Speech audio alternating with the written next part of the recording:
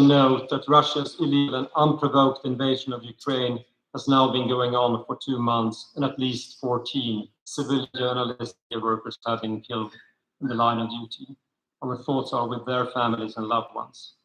Your Excellency, Tanzania is one of the fastest growing digital markets in Africa. It's estimated that 50% of the population here have some sort of access to internet. And the emerging technologies allow citizens to directly access their leaders, organize debates, and enabling more efficient participation in an era of rapid digital transformation. And we do welcome Tanzania's commitment to amend to the Universal Periodic Review of Tanzania Human Rights Record. And hopefully this could also pave the way for a broad review of related laws such as the Crimes Act, the Access to Information Act, and the Online Content Regulation, which are currently limiting media freedom and the citizens' enjoyment of freedom of expression. In the same vein, we laud the government's willingness to speed up the process related to a data protection bill. Ensuring the protection of personal data and privacy rights is inevitable as more and more services and interactions are taking place in the digital space.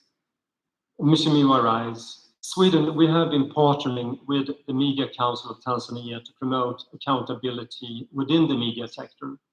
And we're also a strong supporter of the United Press Clubs since the very beginning. 28 press clubs around the country with more than 800 journalists as members. And the journalists out there are offered training on a variety of themes, including digital journalism and digital security. When I visited press clubs together with my embassy team, they share stories with us, and some of the stories are the following. They say that digitalization offers many opportunities. For instance, the press club here in Arusha understands an online TV station, and many press clubs have their own blogs. Members also appreciate that there is less self-censorship than before, that journalists report more freely. But one of the biggest challenges that they are facing seems to be the lack of resources, and journalists have difficulties remaining competitive and adapt to the digital transformation. Most media workers and journalists we meet are freelancers, and they say that their integrity is often compromised as paid-for reporting has become the main source of income. Journalists are keen on doing more investigative journalism and impact journalism on social issues in the communities, but there is no viable business model or support structure. And journalists are also concerned about requirements of academic qualifications. Your Honor, let me come to an end and let me underscore that democracy and its principles, including respect for the rights to freedom of expression, assembly, and association, must be continuously nurtured and safeguarded. Media, often referred to as the fourth estate, is an absolutely crucial part of this equation, not only to report on current affairs, but to act as a watchdog pursuing accountability and transparency. Let me end my remarks congratulating all journalists here today and media workers on the World Press Freedom Day. Hongera sana, keep up the good work and stay safe. Asante sana kwa kunisikiliza. Asante sana, Ambassador Anders. Karibu sana, Balozi for UK, British Ambassador, High Commissioner. It's your turn now. Your Excellency Konka. Makofi kwake tafadhali.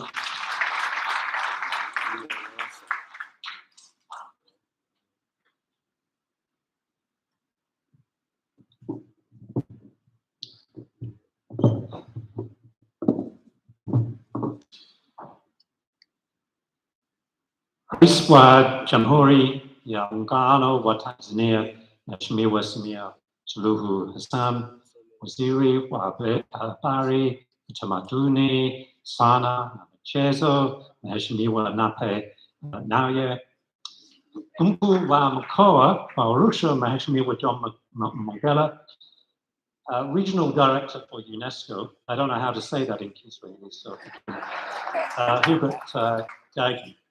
Officials from the government of Tanzania, locally and centrally, members of the diplomatic corps joining us today, representatives of civil society organizations, religious leaders, and most importantly of all, journalists editors, media professionals from all over Africa, thank you for this opportunity to speak to you this morning. And I say that from my heart because I stand before you today as a diplomat, but I was once a journalist. I once did your work. And it is therefore a special honor to be with you today to mark this World Press Freedom Day. And incredibly that this is the inaugural meeting, Africa-wide meeting to mark that day. And it is a great privilege to be here. And may I start by saying just how uplifting it is, Your Excellency, Madam President, to see you here celebrating this event, giving your support, personal support, to the global cause of promoting press freedom. And Your Excellency, your presence is uplifting for many reasons, particularly as it's on Eid, a very special day. So thank you for that. But let me just highlight a few of those reasons why it's uplifting. First, as we've been hearing, the indispensable role that a free and independent press plays in enabling countries to thrive economically and politically.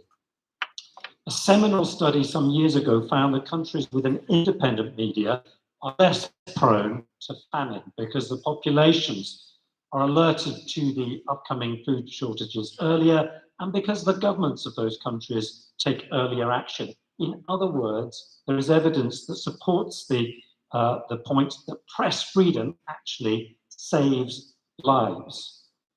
Research also shows that press freedom delivers a wide range of development, more effective delivery of services, enhanced subjective well-being across the population.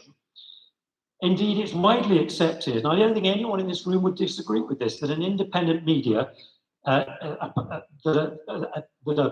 population that is informed by a free and independent media is a population that is empowered to make use of new ideas, opportunities, and importantly, protect itself from disinformation and extremist perspectives. So let me contribute to the work of the journalists, editors, and all those within media organizations in this room today and all around the world. The work you do is not only essential to a functioning democracy, it's a foundation for prosperity and social well-being. And yet, as we've already heard, despite the many self-evident benefits that a free and independent press brings to countries, media freedom globally is deteriorating. Censorship, harassment, attacks on journalists, they're all increasing. A growing number of governments are using restrictive laws to stifle expression, curtail media independence. And women journalists, as we've heard, are being disproportionately targeted by harassment and sexist hate speech, much of it online.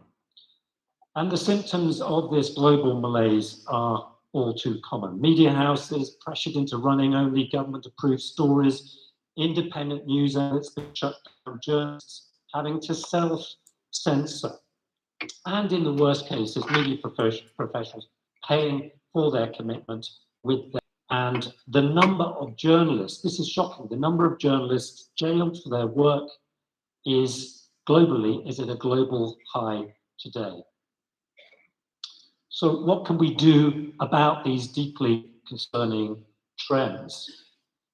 Well, we can take a stand together. We can redouble our efforts to protect media freedom, both in our own countries and internationally. And we've heard from the African Union, here in Africa, the African Commission on Human Rights has established very clear, very solid standards through its declaration of principles on freedom of expression and access to information. And there are many instruments here in Africa, agreed across Africa, that support press freedom. And what we need to see is more governments using these as their guiding lights in terms of regulation and the way they handle the media.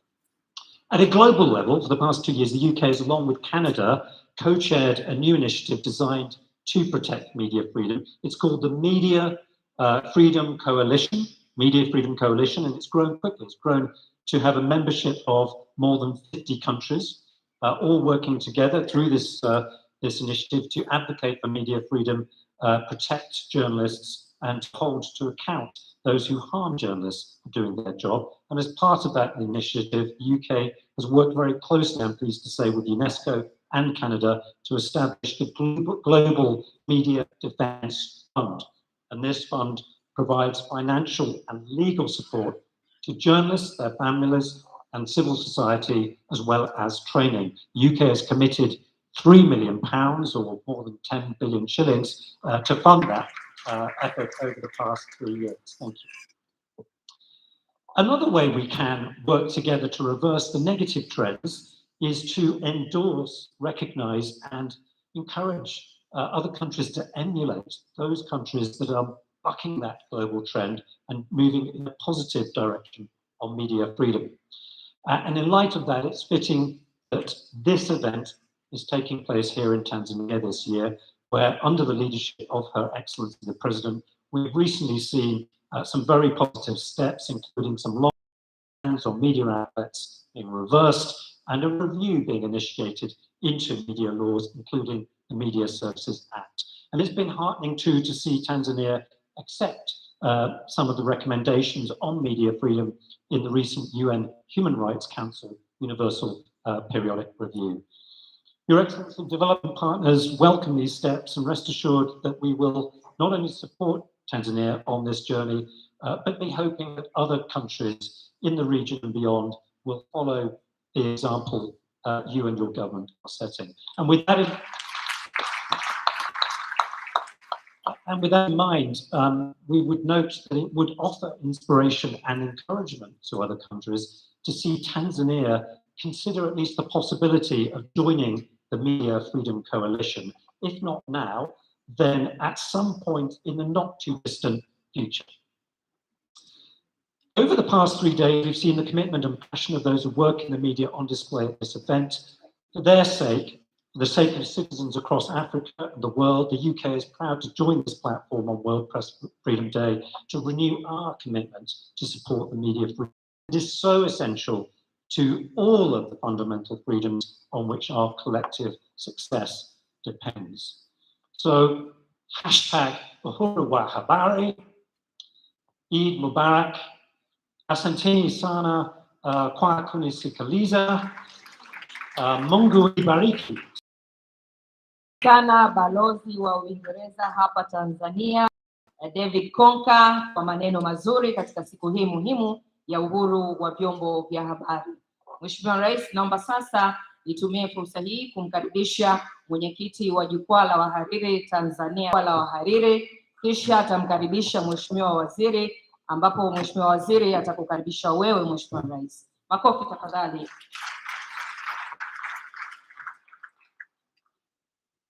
Mheshimiwa Rais na mgeni rasmi, mama yetu Samia Suluhu Hassan wa Jamhuri ya Muungano wa Tanzania, Mheshimiwa Nape Nnauye, Waziri wa Habari, Mawasiliano na Teknolojia ya Habari, mkuu wa mkoa. Mheshimiwa Rais, huyu tumefanya kazi wote chumba cha habari pale Mwananchi, tulikuwa tunatafuta wote matangazo na habari lakini sasa ni mkuu wa mkoa na mimi niko kwenye habari.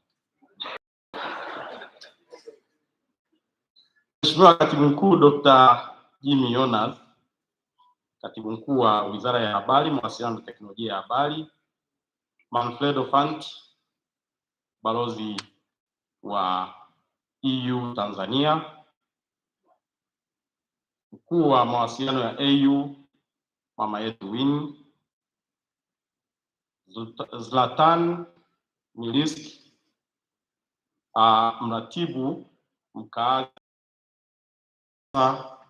Herbert Gizen, mkurugenzi wa UNESCO kanda ya Afrika, ndugu yetu Gerson Msigwa, mkurugenzi wa idara ya habari, Churchill Otieno, mwenyekiti wa Jumuiya ya Waandishi wa Habari Afrika Mashariki, Wile Mponda, mwenyekiti wa wahariri kwenye kanda ya SADC, mtendaji mkuu wa chama cha wamiliki wa vyombo vya habari Tanzania MOAT, ndugu yetu Kajubi Mkajanga, katibu mtendaji wa Baraza la Habari Tanzania MCT, Salome Kitomari, mwenyekiti wa MISA Tanzania, ndugu yetu Deo Nsokoro, rais wa umoja wa klabu za waandishi wa habari Tanzania. Na mheshimiwa rais, hapa niseme kidogo, hii ni rais yenye ndogo. Bi Joyce Shebe, mwenyekiti wa chama cha waandishi wa habari Tanzania, wanawake Tanzania, lakini ila nimeambiwa kwamba yupo mkurugenzi wake wa TAMWA Dr. Rose Ruben, Prosper Kwizega, mwenyekiti wa mtandao wa redio za kijamii Tanzania, ndugu Danstan Kamanzi, mkurugenzi wa wakfu wa vyombo vya habari Tanzania TMF, Dr. Ayubu Rioba, mkurugenzi mkuu wa TBC, nimemwona dada yetu Msokwa, lakini pia wahariri na waandishi wa habari kutoka sehemu mbalimbali na hapa Tanzania, wageni waalikwa, mabibi na mabwana.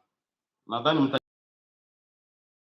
ni siku yetu leo, kwa hiyo nikasema walau kwenye majukwaa tumesema mheshimiwa rais anatambulishana wote, lakini tukasema na sisi walau tuwatambue kidogo.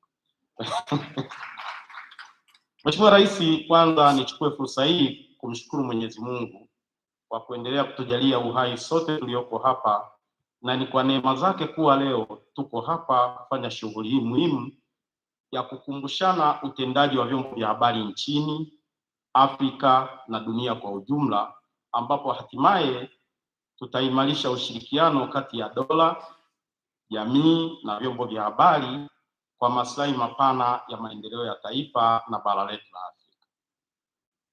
Mheshimiwa mgeni rasmi, nakushukuru kwa kukubali mwaliko wetu, kwani kwa kufanya hivi Mheshimiwa Rais umedhihirisha kwa matendo nia yako ya kukuza ushirikiano kati ya serikali na vyombo vya habari. Tunakushukuru sana Mheshimiwa Rais.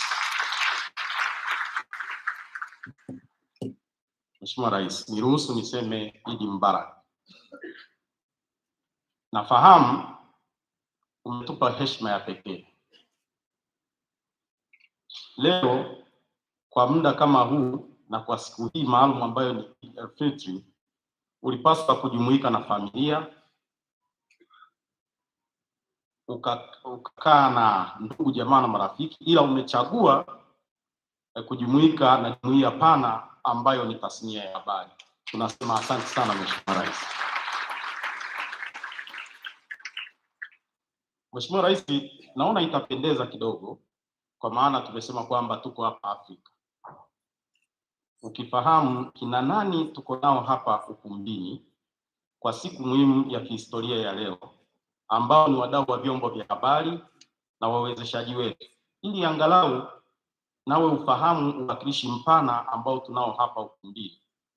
Nafahamu Mheshimiwa Katibu Mkuu Dr. Jimmy Yonaz amewatambulisha wageni walioko hapa, ila wale wa kitaaluma na wadau wengine naomba niwatambulishe kwako Mheshimiwa Rais. Naona itakaa, ila nikitaja makundi naomba msimame, maana Dr. Jimmy Yonaz alifika kwa waandishi wetu akenda haraka. Kwa hiyo nikasema basi na sisi ni siku yetu, basi tuwatambue kidogo. Nikitaja makundi naomba msimame. Tuna wawakilishi kutoka the African Editors Forum TAE.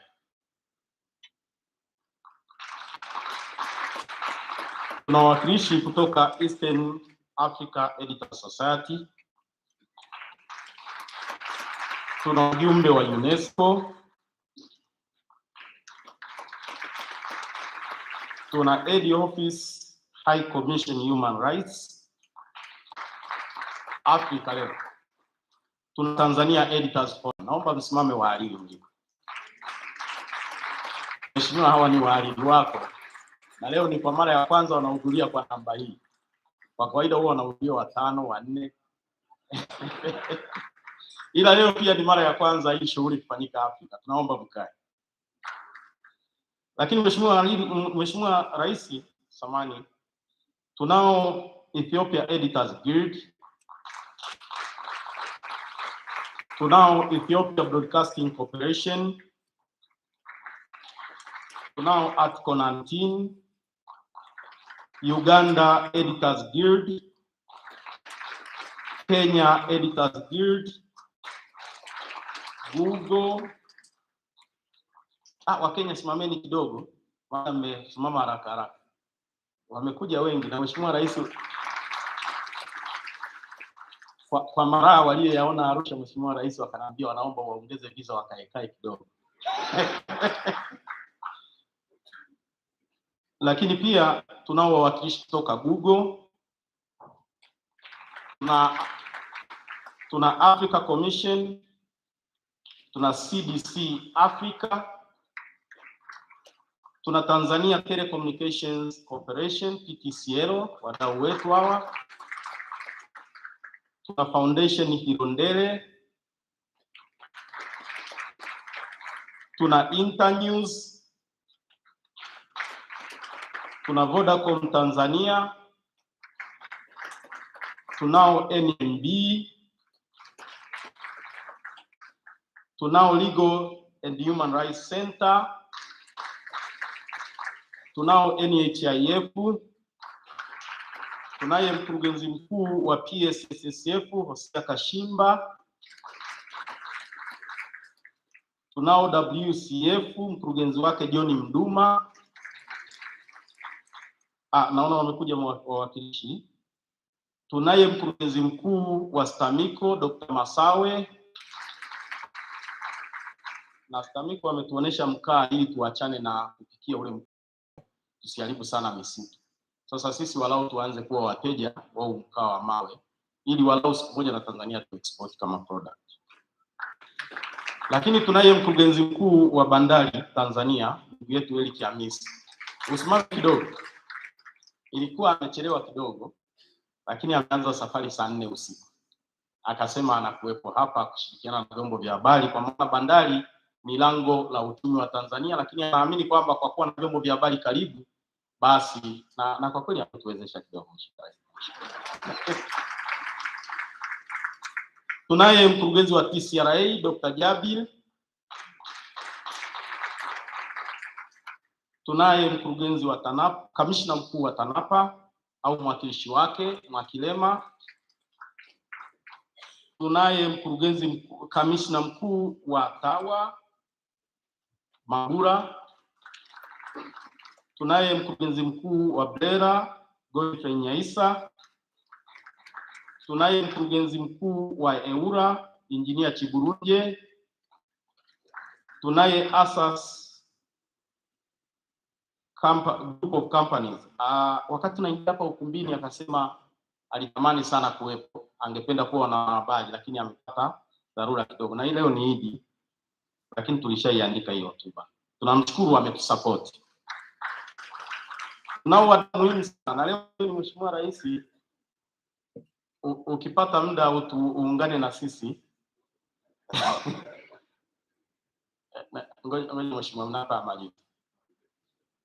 Tunao wadau muhimu, hawa si wengine ni Tanzania Breweries.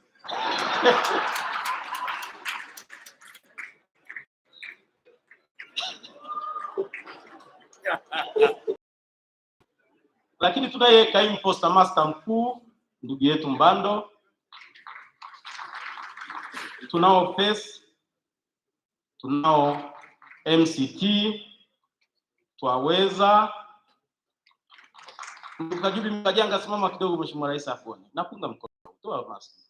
Asante sana. Huyu kwa kweli amekuwa gwiji katika tasnia yetu ya habari. Kama tunahesabu watu ambao wametufikisha hapa, tutakuwa hatuna nidhamu tusipomtambua. Tunakushukuru sana. Tunao LSF, tunao TMF, tunao Tanzania Development Information Organization, tunao TAMWA,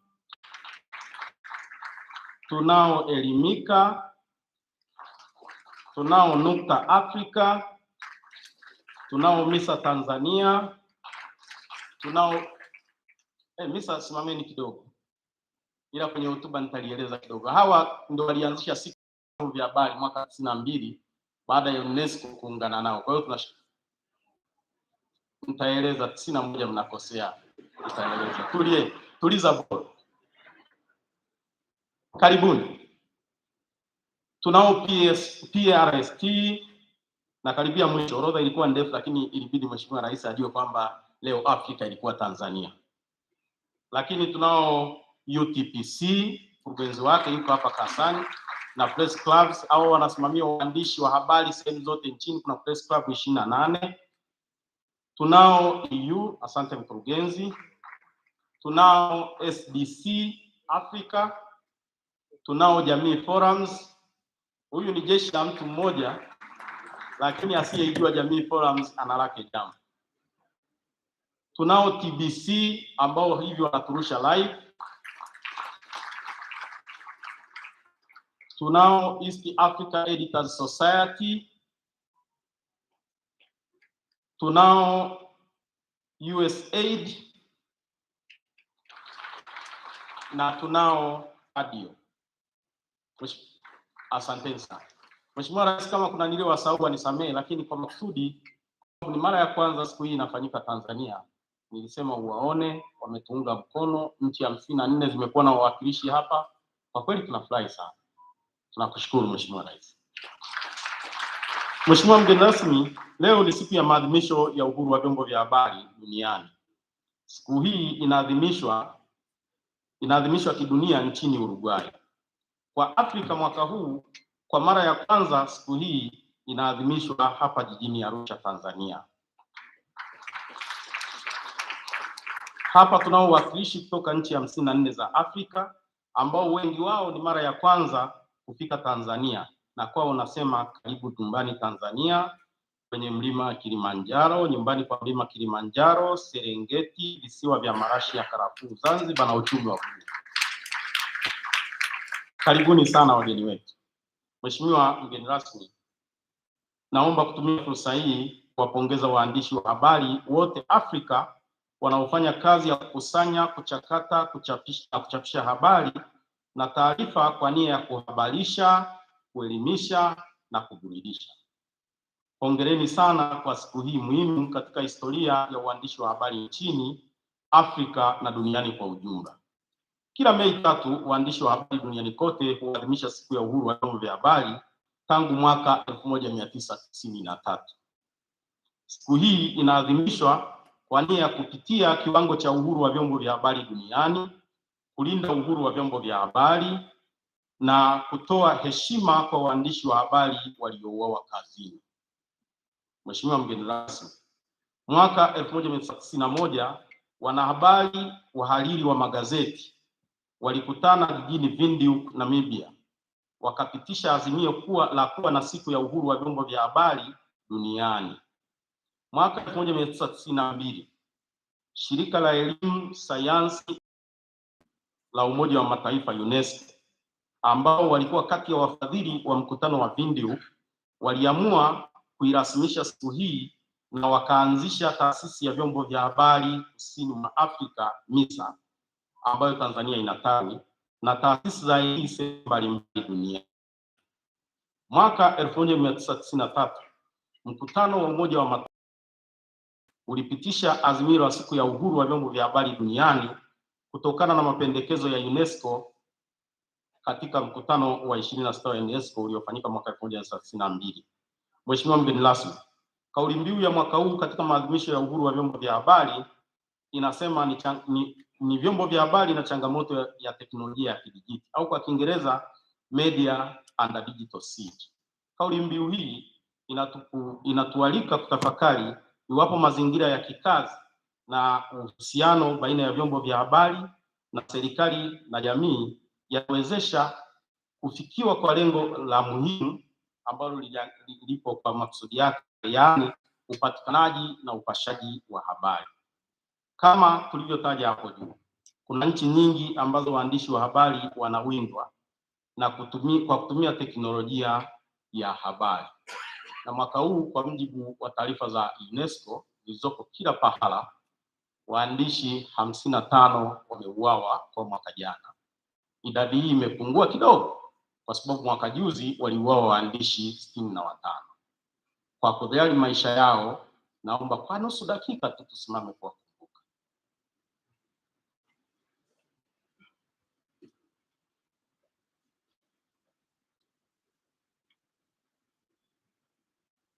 Asante.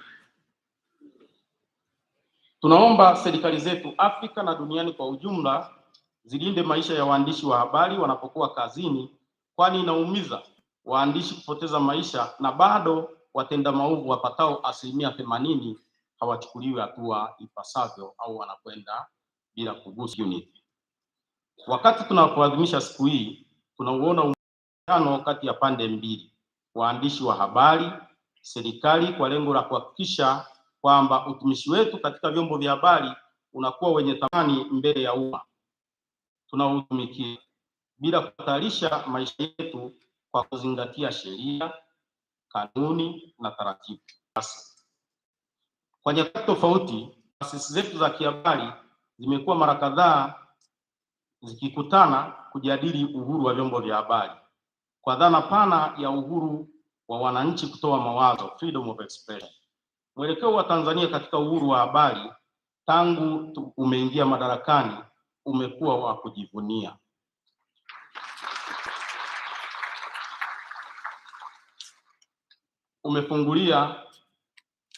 Umefungulia magazeti yaliyokuwa yamefungiwa ya Mwanahalisi, Tanzania Daima, na wamekutana na sisi. Tunashukuru Mheshimiwa. Pia Waziri wa Habari, Mawasiliano na Teknolojia ya Habari, Mheshimiwa Nape Nnauye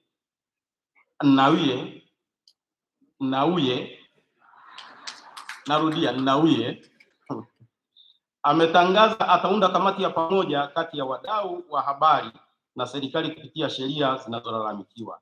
Ameahidi ifikapo Septemba 2022 sheria zitakuwa zimekamilika, sheria zinazolalamikiwa zitakuwa zimebadilishwa. Tunakushukuru sana Mheshimiwa Rais kwa maelekezo uliyompa Mheshimiwa Waziri. Mheshimiwa Rais, nakwenda haraka nimeletewa kikaratasi hapa. Serikali kupitia Wizara ya Habari, Mawasiliano na Teknolojia ya Habari imebadili kanuni za maudhui mtandaoni 2018 ambapo sasa zinaruhusu TV za ndani zionekane kwenye ving'amuzi kupitia DSTV.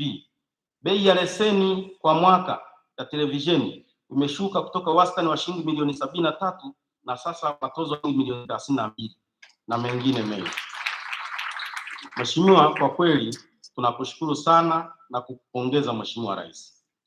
Mheshimiwa Rais na Mheshimiwa mgeni rasmi, katika ngazi ya kimataifa tukiangalia taarifa za waandishi wa habari wasio na mipaka, Reporters Without Borders, imeonyesha kwa miaka 6 mfululizo Tanzania ilikuwa na anguko la uhuru wa vyombo vya habari, ila sasa hali inatia matumaini.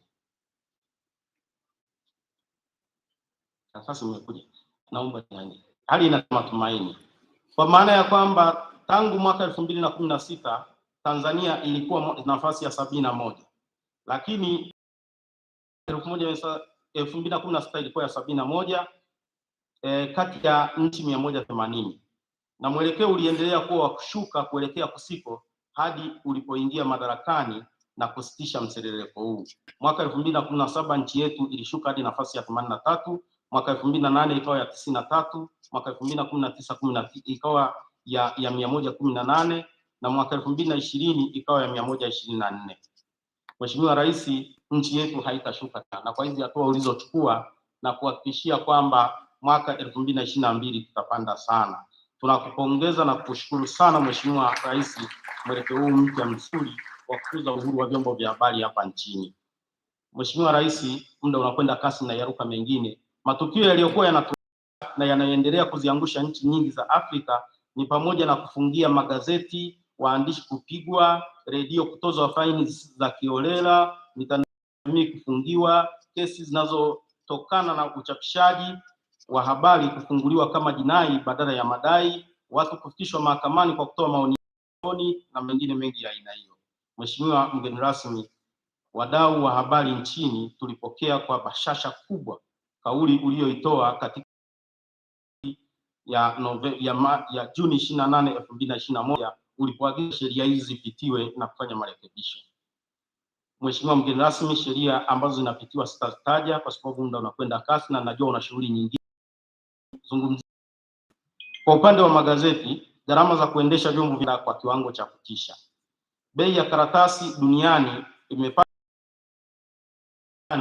kwa mwaka jana hadi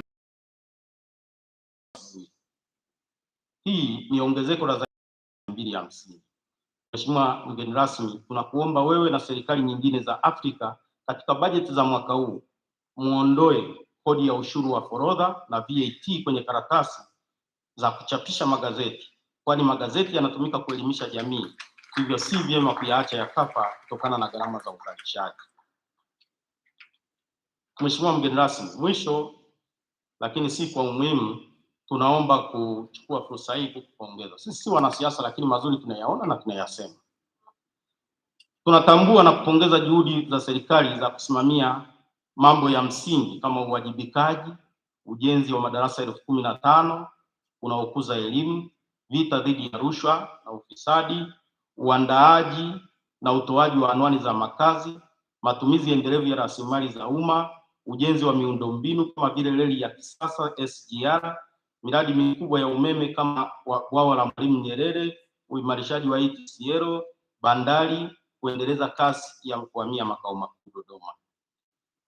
Na Mheshimiwa Rais, tunakushukuru kwa jinsi TRA ulivyo wabanabana kidogo wakarudi kwenye mstari, lakini nao wakabanabana wakakusanya vizuri. Mpaka sasa makusanyo ya TRA yanakwenda vizuri na wafanyabiashara wanalamika. Mwisho kabisa, Mheshimiwa Rais, tunasisitiza kuwa maendeleo haya yataendelea kuwa na maana zaidi kwa taifa letu, wananchi wetu fursa ya kuishi kwa amani isiyotokana na hofu, kwa kuaminiana na kutumia uhuru wao wa kutoa mawazo bila kuwapo kwa sheria kandamizi.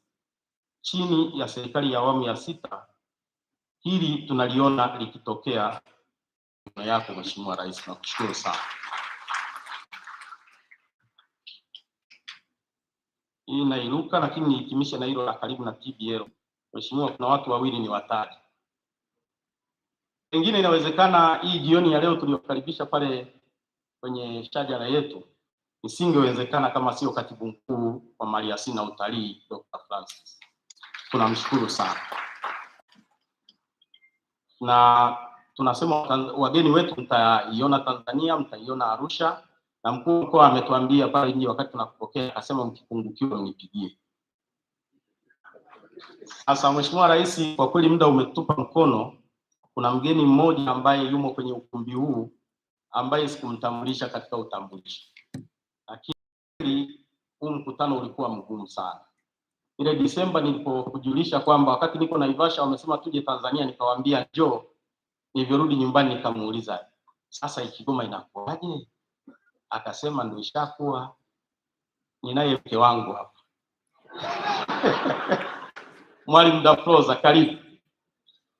Namkaribisha Mheshimiwa Waziri na niwie radhi kwa kutumia muda mrefu kidogo. Asante. Makofi mengi sana kwa Kibalile. Karibu sana Mheshimiwa Waziri. Na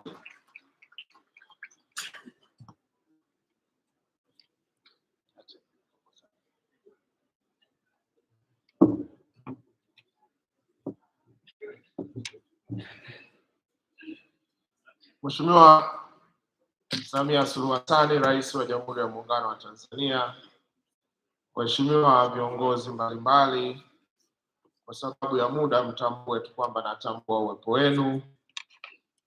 Nawatakia Idi njema, karibuni Arusha, na wasalimu kwa Jamhuri ya Muungano wa Tanzania. Mheshimiwa Rais, rehema za uzima na kutuwezesha kuwepo hapa leo. Kipekee kabisa kama wenzangu walivyotangulia kusema, naomba kukushukuru wewe kwa kukubali kuwa mgeni rasmi wa maadhimisho ya Siku ya Uhuru wa Vyombo vya Habari Duniani mwaka 2022. Mheshimiwa Rais, kwa unyenyekevu mkubwa tunakushukuru sana. Nafahamu kuwa una ratiba nyingi, na hata hapa nilikuwa naambiwa nataka kukimbizana kurudi, ambazo ungeweza kuendelea nazo. Lakini Mheshimiwa Rais, kwa kuthamini tasnia hii na kazi inayofanywa na wanahabari, ukaamua kuahirisha ratiba zako zingine kujumuika nasi hapa. Hakika umetuheshimisha sana, na sisi tunakushukuru sana Mheshimiwa Rais. Hatuwezi kupata maneno mazuri ya kusema shukrani zetu, lakini jua tunakushukuru. Mheshimiwa Rais, nitumie fursa hii kuwakaribisha wageni wetu wote kutoka nchi mbalimbali hapa Afrika. Nasema karibuni sana Tanzania, nchi ya amani, ya utulivu, lakini nchi yenye uwepo wa vivutio mbalimbali ambavyo vitawafanya nyakati zote muikumbuke Tanzania. Kama ambavyo hivi karibuni dunia imeshuhudia filamu ya Royal Tour ambayo Mheshimiwa Rais wa Jamhuri ya Muungano wa Tanzania alitumia filamu hiyo kueleza maeneo mbalimbali ya utalii kwetu, ikiwa ni pamoja na fursa za uwekezaji. Naamini wageni wetu mtatumia uwepo wenu hapa kushuhudia uzuri huo ambao umeelezwa kwenye filamu, lakini pia naomba mtumie fursa mbalimbali mlizonazo kuitangaza filamu hii duniani. Mheshimiwa Rais, maadhimisho haya ya siku ya uhuru wa vyombo vya habari duniani ya mwaka 2022 kwa Tanzania hapa tulianza toka tarehe 1 mwezi wa 5 na leo tunafikia kilele chake.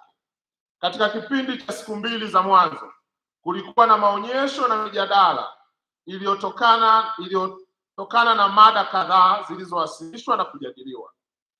Mada kuu na ambayo ndiyo kauli mbiu ya maadhimisho ya mwaka huu ni uandishi wa habari na changamoto za kidijitali, ikiwa ni pamoja na uzoefu katika mambo kadhaa.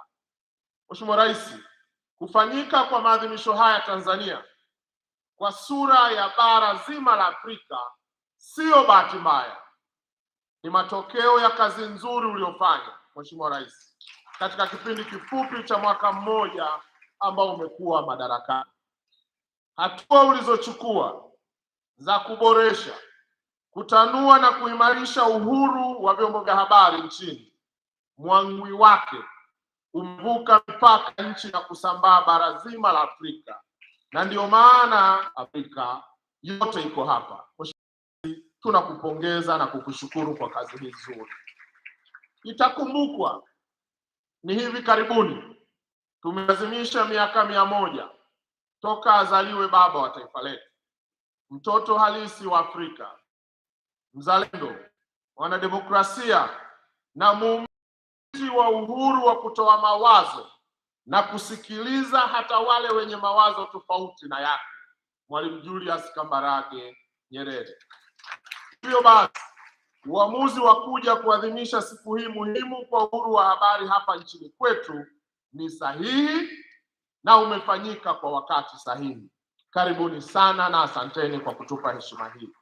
Mheshimiwa Rais, wanahabari na wadau wa habari kutoka kila kona ya Afrika wanakutana hapa Tanzania wakati dunia ikishuhudia mabadiliko makubwa ya sayansi na teknolojia kiasi cha kulazimisha tasnia ya habari pia kubadilika ili ikidhi mahitaji ya wakati na mazingira.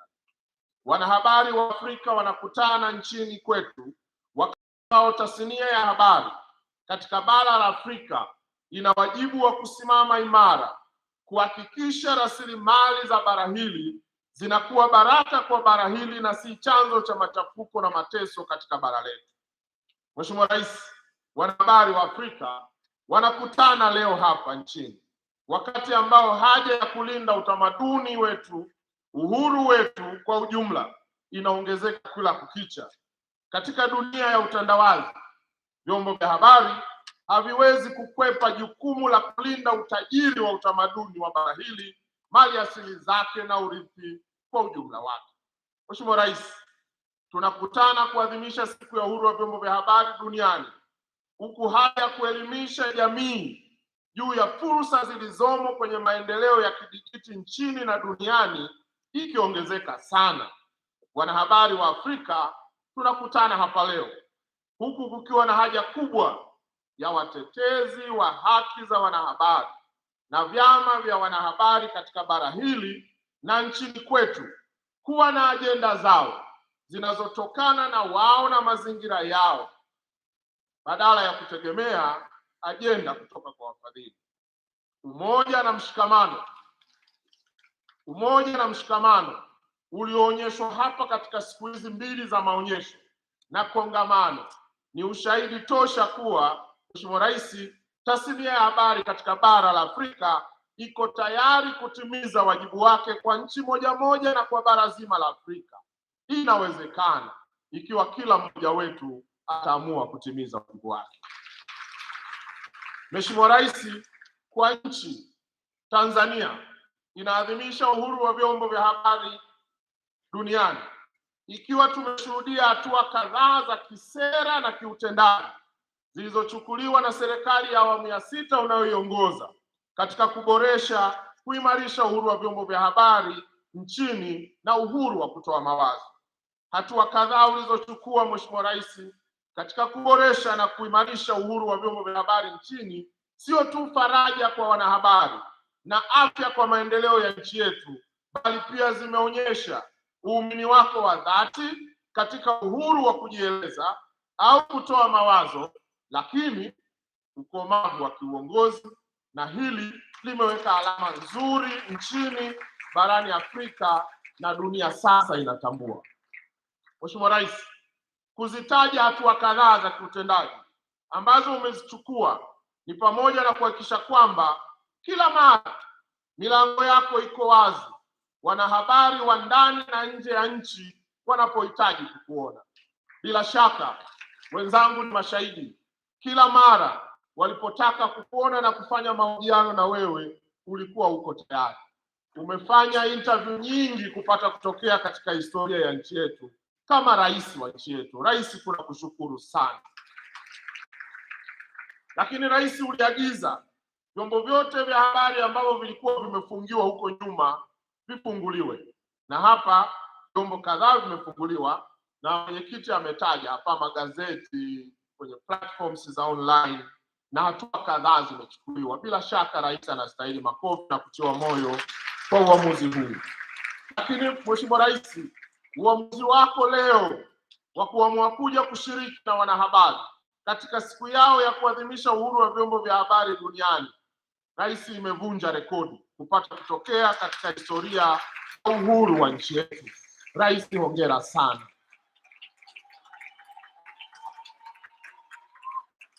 Tunakushukuru Rais, umevunja rekodi.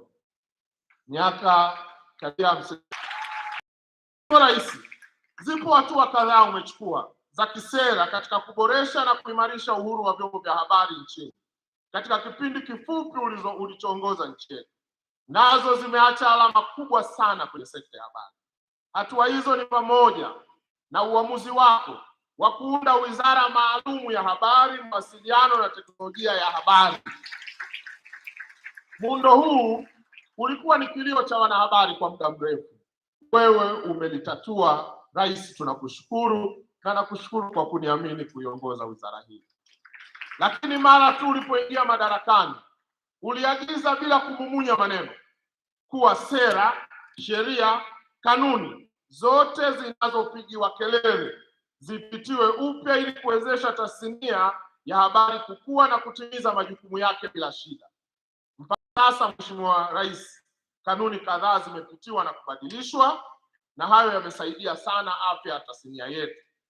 Lakini kwa maelekezo yako Mheshimiwa Rais, tunaendelea na mchakato wa kupitia upya sera, sheria kadhaa za habari nchini, na nyingi zipo katika hatua nzuri katika kukamilisha mashauriano na wadau ili zifanyiwe marekebisho. Na Rais, tumeshuhudia hapa, wote wanakiri tunawashirikisha vya kutosha na mambo yako sawa. Mheshimiwa Rais, hatua hizi ulizochukua si jambo dogo hata kidogo. Zilihitaji uzalendo mkubwa, ukomavu mkubwa wa kisiasa, lakini usiri mkubwa wa uongozi, kiasi kwamba huku kwenye tasnia ya habari sasa wameanza kukuita wewe ni simba jike. Kwa ujasiri wako wa kukabiliana na hali, kuchukua hatua za kubadilisha tasnia ya habari nchini, Rais, tunakushukuru sana. Mheshimiwa Rais, natambua kuwa katika uongozi na usimamizi kuna katiba, sheria, kanuni na taratibu mbalimbali za kufuata, lakini pia kuna busara. Ndio maana katika usimamizi wa tasnia ya habari nchini tuliamua kwa makusudi na kwa maelekezo yako kuwa katika kipindi hichi cha mpito, wakati tukipitia upya sera, sheria na kanuni mbalimbali, tutumie busara zaidi. Ndio maana tuko hapa. Lakini Mheshimiwa Rais, ningependa kuwakumbusha wanahabari kabla sijakukaribisha, matumizi ya busara tunayoyatumia hayamaanishi kuwa sheria zilizopo zimefutwa. Maneno magumu kidogo, lakini rais, naomba niyaseme. Matumizi ya busara hayamaanishi kuwa sheria zilizopo zimefutwa au kusimamishwa. Hapana, tunatumia busara ili mambo yaende. Sheria hizi zipo na kwa sasa ni halali kwa sababu hazijabadilishwa. Maneno magumu kidogo. Hivyo ni busara kujiepusha na kujaribu kuchokonoa uvumilivu wa busara tunayoitumia. Twendeni salama. Na nataka niwaombe mbele ya mwajiri wangu, msinitie majaribuni. Nisaidieni tupite kipindi cha mpito salama. Vinginevyo tutakuja kulaumiana bila sababu. Sheria hizi hazijafutwa, zipo, hata kama mnazipigia kelele. Tuko kwenye mchakato, lakini zipo. Mheshimiwa Rais, hapa ningependa kusisitiza hili mbele yako. Tunatumia busara, ndio maana tunakwenda sana. Lakini busara hii vizuri nayo ikaheshimiwa, na nyinyi jitahidini, timizeni wajibu wenu. Mheshimiwa Rais, mapitio ya sheria ya huduma za habari, nataka nimalizie hapa, kama ulivyoelekeza, umelenga kuboresha na kuimarisha zaidi tasnia ya habari nchini. Tunapitia huku tukizingatia misingi mikuu ya sheria hii ambayo ililenga kuifanya tasnia ya habari kuwa taaluma inayojitegemea na kuheshimika, na hivyo pamoja na mambo mengine kama taaluma itasaidia katika kuboresha maslahi ya wanahabari na kwa maana ya ajira zao na mapato yao. Mheshimiwa Rais, msingi mwingine mkuu na wa muhimu kwenye sheria hii ni dhana nzima ya kuhakikisha sheria inajenga mfumo wa wanahabari kujisimamia wenyewe kwa mujibu wa taaluma kama ilivyo kwenye taaluma zingine kama ilivyokuwa na sheria na madaktari. Lakini sheria hii pia ililenga kuhakikisha kwamba kila mwanataaluma wa habari anawajibika kwa makosa yake mwenyewe badala ya chombo kizima cha habari kuwajibika kwa makosa ya mwanahabari mmoja ndani ya chombo hicho. Mheshimiwa Rais, msingi mwingine mkuu na muhimu katika sheria hii ya huduma za habari ya mwaka 2016 ambayo sasa tunaipitia ni pamoja na umuhimu wa elimu kwa wanahabari ili kuongeza weledi katika kutimiza majukumu ya kijamii, nchi, bara letu kwa ujumla wake. Hivyo Mheshimiwa Rais, wakati tukifanya mapitio ya sheria hii na zingine za habari nchini, tutazingatia misingi ya sheria hizi na malengo yake makuu bila kuathiri umuhimu wa kuwa na namna bora zaidi ya kutekeleza misingi hii ukilinganisha na njia zilizopo kwenye sheria hii. Katika kufanya mapitio haya, Mheshimiwa Rais, tutahakikisha maoni yanazingatiwa ili kulinda maslahi mapana ya taifa letu. Mheshimiwa Rais, naomba nimalizie. Nipende tena kukuhakikishia kuwa wizara ninayoiongoza itaendelea kuimarisha ushirikiano na vyombo vya habari na wadau wa habari hapa nchini na nje ya nchi, kusimamia maslahi ya wanahabari na kuifanya sekta hii kukua na kuwa na mchango mkubwa wa taifa. Baada ya kusema hayo mengi kidogo, napenda kukaribisha ili uweze kuongea na hadhara hii kwa maadhimisho ya siku ya uhuru wa vyombo vya habari duniani mwaka 2022. Mungu ibariki Tanzania, Mungu ibariki tasnia ya habari. Mheshimiwa Rais, asante sana na karibu sana.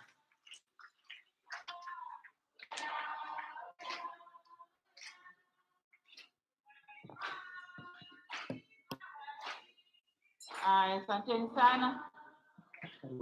Tukae.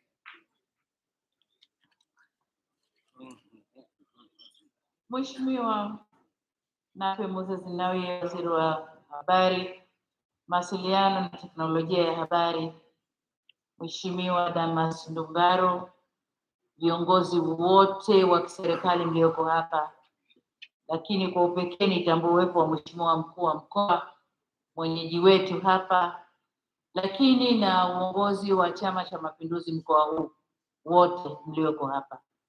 Tambue uwepo wa dada yetu Wine Musabayana, mtendaji mkuu wa Umoja wa Afrika, makatibu wakuu mkiongozwa na katibu mkuu Jimmy Onazi, mwenye sekta, vyombo vya ulinzi na usalama.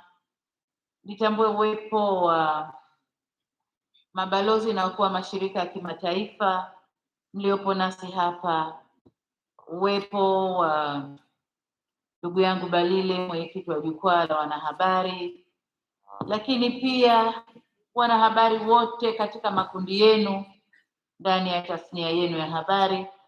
Natambua uwepo wenu, viongozi wetu wa dini mlioko hapa nasi, natambua uwepo wenu, wageni waliko, mabibi na mabwana, Eid Mubarak. Jamhuri ya Muungano wa Tanzania.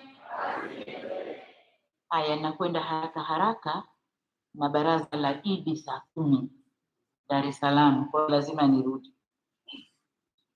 Ndugu zangu, kwanza nami niongeze sauti kumshukuru Mungu kwa kutujalia kuwepo hapa kwenye maadhimisho haya ya siku ya wanahabari duniani, na leo ikiwa ni siku ya kipekee kwamba maadhimisho haya ya bara la Afrika leo yanafanyika hapa kwetu, na nashukuru sana kwamba mmenipa heshima hii ya kuwa mgeni rasmi.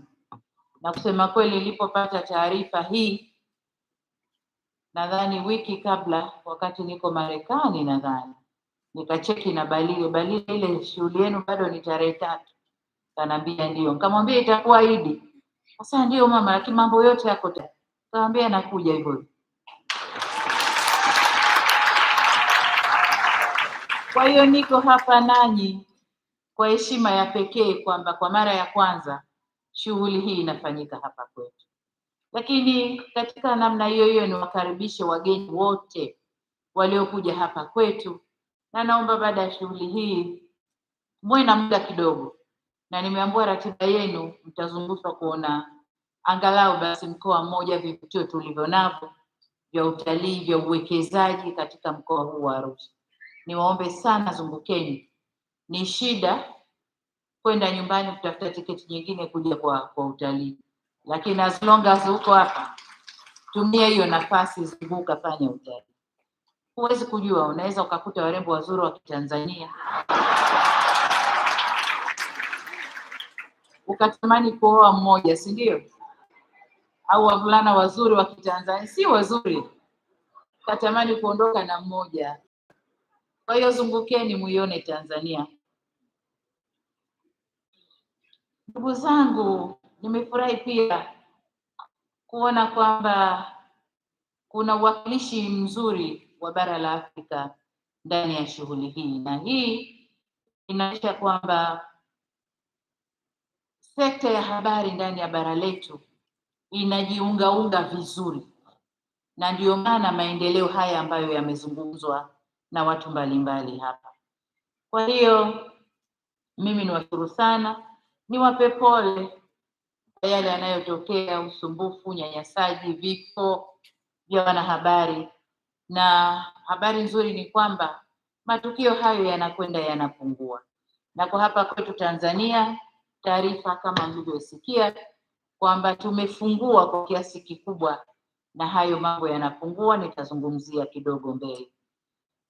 Ndugu zangu wanahabari, nilipoambiwa maadhimisho haya yanafanyika Tanzania nikajiuliza kwa nini, lakini Balile aliniambia niwaambie waje, nikamwambia waambie waje. Lakini nadhani nanyi mlikubali haraka haraka kwa kujua kwamba Tanzania ina sifa zile ambazo zimesemwa ya kuheshimu uhuru wa vyombo vya habari. Na pengine kwa wale ambao hawakutoka Tanzania walipenda kuja kuona tumefanya nini, kuna nini mpaka tumepiga hatua kiasi hiki. Ni matumaini yangu kwamba siku mbili mlizokaa hapa au zote mlizokaa na mtakazokaa utapata fursa ya kuona kuna nini. Lakini kikubwa niwaambie tu ni utashi wa kisiasa. Niruhusu ninukuu takwimu chache kuthibitisha haya ninayoyasema, kwamba baada ya uhuru wa Tanganyika nchi hii ilikuwa na magazeti 10 na hivi sasa kuna magazeti 285. Zinaweza zikapishana, nategemea mimi nilichukua mwezi gani, lakini hapa nje nilisikia takwimu zangu zinapishana kidogo, lakini kama zinapishana sio kwa kiasi kikubwa.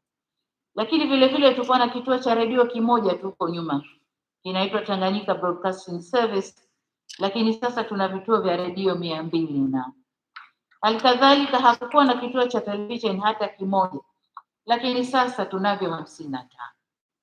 Good news ni kwamba kuna kituo kinaitwa SUNET, Suluhu Television. Kwa hiyo kiko kule Zanzibar na nawashukuru UNESCO wameniunga mkono vizuri, lakini sio cha kwangu, cha familia, sio cha kwangu. Aidha tushukuru maendeleo ya teknolojia, kwani sasa televisheni mtandao, online TVs zinaendelea kuongezeka kwa kasi, ambapo kwa sasa zimefikia 476. Hapa ndio kwenye tofauti kidogo. Hatukuwa na blogs wala majukwaa ya mtandaoni, lakini sasa blogs ni 95 na majukwaa ya mtandaoni ni mengi, 60. Ni kweli kwamba kuongezeka kwa idadi ya vyombo vya habari na mawasiliano, lakini ni ukweli pia kuwa utashi wa kisiasa, maelekezo ya kisheria, kanuni na taratibu zetu ndizo zinazoruhusu uanzishwaji wa vyombo hivi. Na bila shaka wingi wa vyombo vya habari unaongeza uhuru wa kujieleza na uhuru wa kusambaza habari. Nimetaja takwimu hizi na wala sitaki kufanya ulinganifu na nchi zingine zozote. Nadhani wale mliotoka nchi mbalimbali mtafanya ulinganifu hali ilivyo kwenu na Tanzania. Kama bado tuko nyuma, tunaomba mshare taarifa, mmefanya nini tuwe mbele kama nyinyi. Kama tuko mbele, sisi tutashare taarifa tumefanya nini ili ifanye kama tulivyofanya sisi. Marekebisho ya sheria, waziri ameyasema vizuri kwamba nimeelekeza sheria zirekebishwe, lakini kwa majadiliano. Tutajadiliana mpaka tufikie pale ambapo tunahisi sheria zikikaa hivi tasnia ya habari itakwenda vizuri, na sio tu vile sisi tunataka hivi. Hapana, tutajadiliana.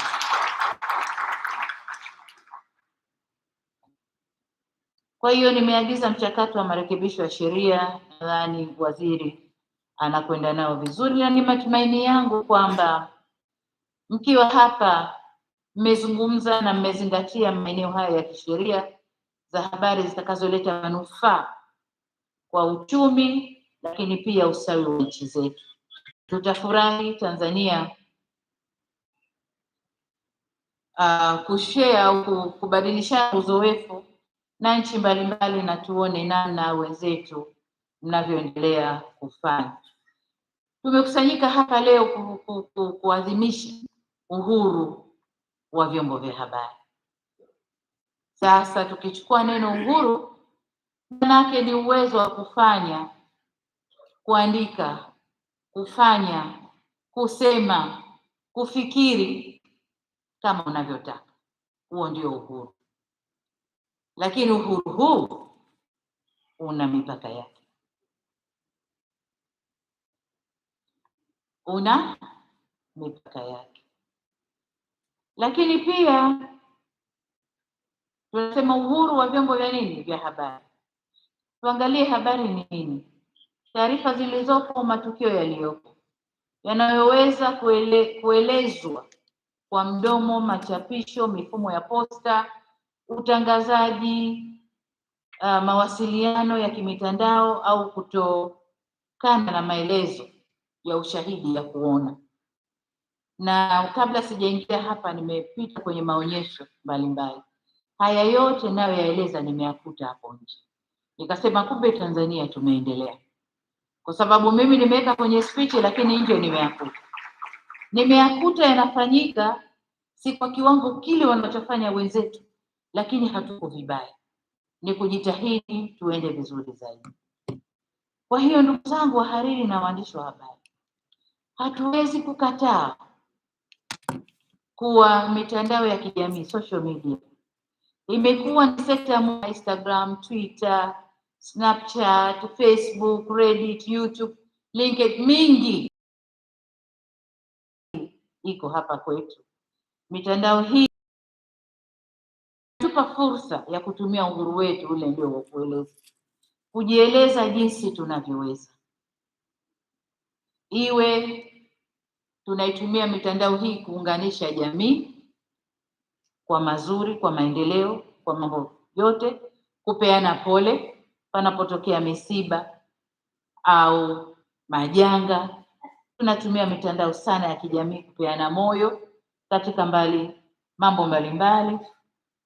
Tunatumia mitandao ya kijamii kukubaliana au kutokubaliana na mambo yanayopangwa au kutekelezwa na serikali zetu, au hata kumsifia mtu, kumjenga kwenye jamii au kumharibia sifa kwenye jamii. Yote tunatumia nini? Mitandao ya kijamii na njia mbalimbali za habari. Na kumbe kwamba mifumo ya mitandao ya kijamii au social media yenyewe haiko social kama vile tunavyofikiria. Katika maisha yetu ya kawaida, naweza kukaa kundi hivi ukamsifia mwenzio, yule kijana yuko very social. Maana yake nini kwa Kiswahili kwetu hapa? Japo social ni neno la Kiingereza, kwamba anakubaliana na watu, anaingiana na watu, ana furaha na watu, si mgomvi, ana heshima, ana yote hayo, si ndio? Lakini mitandao yetu ya kijamii iko hivyo? Iko hivyo? Baadhi ya vyombo vyetu vya habari viko hivyo? Haya,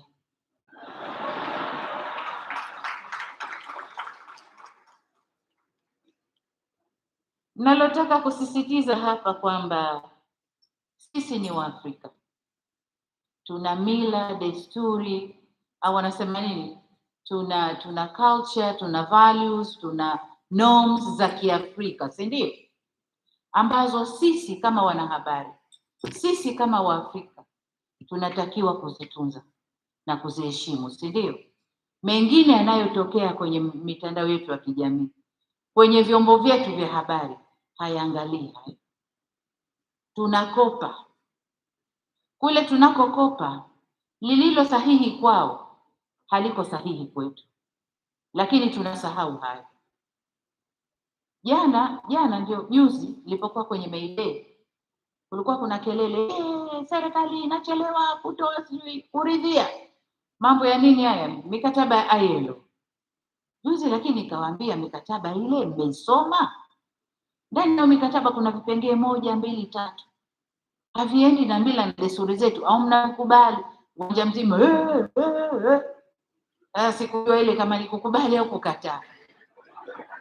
Nikamwambia mnakubali, mnakataa? Hapana, haiwezekani. Mwambie ndio mikataba inavyosema. Sasa tuingie tu kichwa. Kwa hiyo nasema hili kwenu waandishi wa habari kwamba pamoja na yote na kazi zetu na kila kitu, tuna mila, sifa, desturi zetu za Kiafrika, lazima tuzitazame, na nyinyi waandishi wa habari ndio kutusaidia kuzilinda. Mimi kama rais nitasimama hapa niseme tulinde ile sifa, desturi, sina wakati mwingine wa kwenda kuzisema na kuzichambua kwa undani. Ni nyinyi wa kwenda kuziandika na mkazichukulia, mkaona zinavyoharibika, mmonyoko anaita, zinavyomonyoka, alafu na jinsi ya kuzilinda ni nyinyi. Sasa mkikopa wholesale mkaleta huko, hatuendi vyema, tunaharibikiwa, na ndio maana kunatokea migongano. Mwandishi wa habari kaandika hiki, mila desturi zetu ziko hivi, jamii huku ina riot, migongano, kamkamateni aloandika, kama waswekwa ndani. Sasa huko ukifanya ubabe nao unakutana na wanaume wenzio. Kwa hiyo ndugu zangu waandishi wa habari wa Afrika, uhuru, tunaona nchi zilizoendelea zinaandika habari za nchi zisizoendelea, Nchi tajiri zinaandika habari za nchi maskini. Nchi maskini nazo zinaandika habari za nchi kubwa, lakini tunakuwa tofauti. Wale wakubwa wanaandika za kwetu kwa kina, lakini na vijichumvi kidogo. Lakini habari zile wanapewa na nani? Na nyinyi, ambao wengine mnajiita maagent, mawakala wa vyombo hivi, mnazitoa wenyewe. Yaani sasa na kusema mimi Mtanzania, lakini ngoja nijivue hii nguo ya juu nibakie nakupa wewe. Atakupa kile unachopaswa kukisikia. Mengine ambayo kusikia hakupi. Lakini sisi tunajivua wazima tunapeleka. Sasa sijui kwa ajili ya nani, sijui kama ni pesa, sijui au sifa, sijui. Maana wakati mwingine mnapewa trophy, mwandishi wa habari bora mzuri na nini, lakini ukienda kaandika nini ni hayo.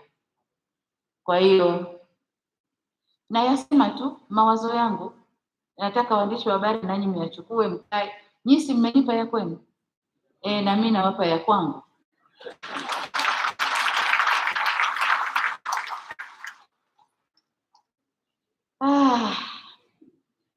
Haya,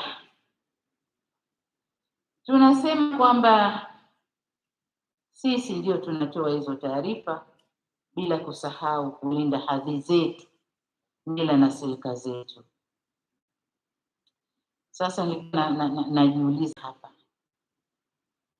tukienda na ufahamu huu siku zote, nadhani tumekwenda nao kwa miaka mingi nyuma, na hali ya bara la Afrika imekuwa vile ilivyokuwa.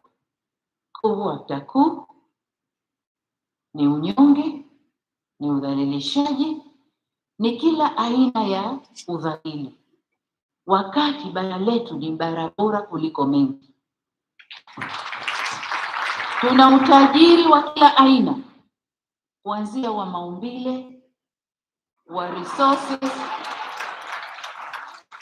Ni kweli. Chukua mfano wa Tanzania. Tanzania tunakosa nini? Tanzania ni wazuri kwa kila hali. Kwa kila hali, kuanzia nchi yetu Mungu kaiumba vizuri. Ndani ya Tanzania tuna climate sio aina 4 sio 5, mpaka snow tunayo Tanzania. Kenda Makete Njombe kule kuna vipindi tuna snow. Hapiki. Tanzania tumepewa bahari na Mungu katumbia lango. Kwa Indian Ocean unapita bandari ya Dar es Salaam, uko Dar es Salaam, uko Afrika yote. Mnaandika hayo. Tuna rasilimali, natural resources ndani ya Tanzania. Tele chungu mzima, madini mpaka majina hatuyajui. Ardhi ya kilimo, mito na mitiririko ya nini, msitu. Juzi tunaonesha Royal Tour. Naoneshwa watu roho ziko hivi. Hapo nasema tunakuja for carbon credit. Tunakuja kufanya carbon credit. Mtu kaona nini? Msitu tu ambao sisi wenyewe hatuthamini. So tuna mambo mengi. Acha watu wa Tanzania tulivyo wazuri, tulivyo wakarimu, tulivyo rahimu. Hamwandiki, mnaenda kujivua nguo na kuambia wengine huku hakuna demokrasi, huku kuna udikteta, huku huyu mama huyu sijui kafanyaje.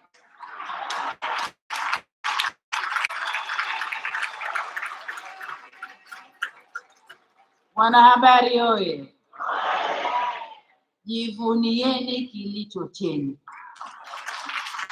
tukuzeni kilicho chenu. Hata kitokea nani akiwaandika, hata waandika vizuri mtakapojiandika wenyewe.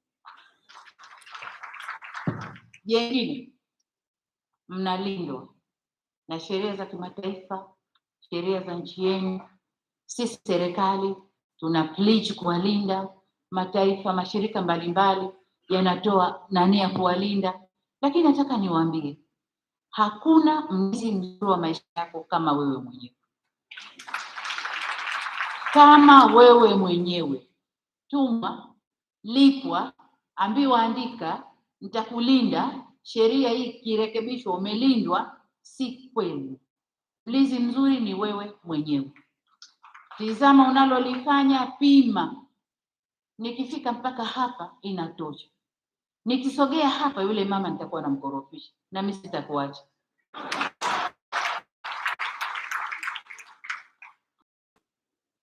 Wanasema hivi,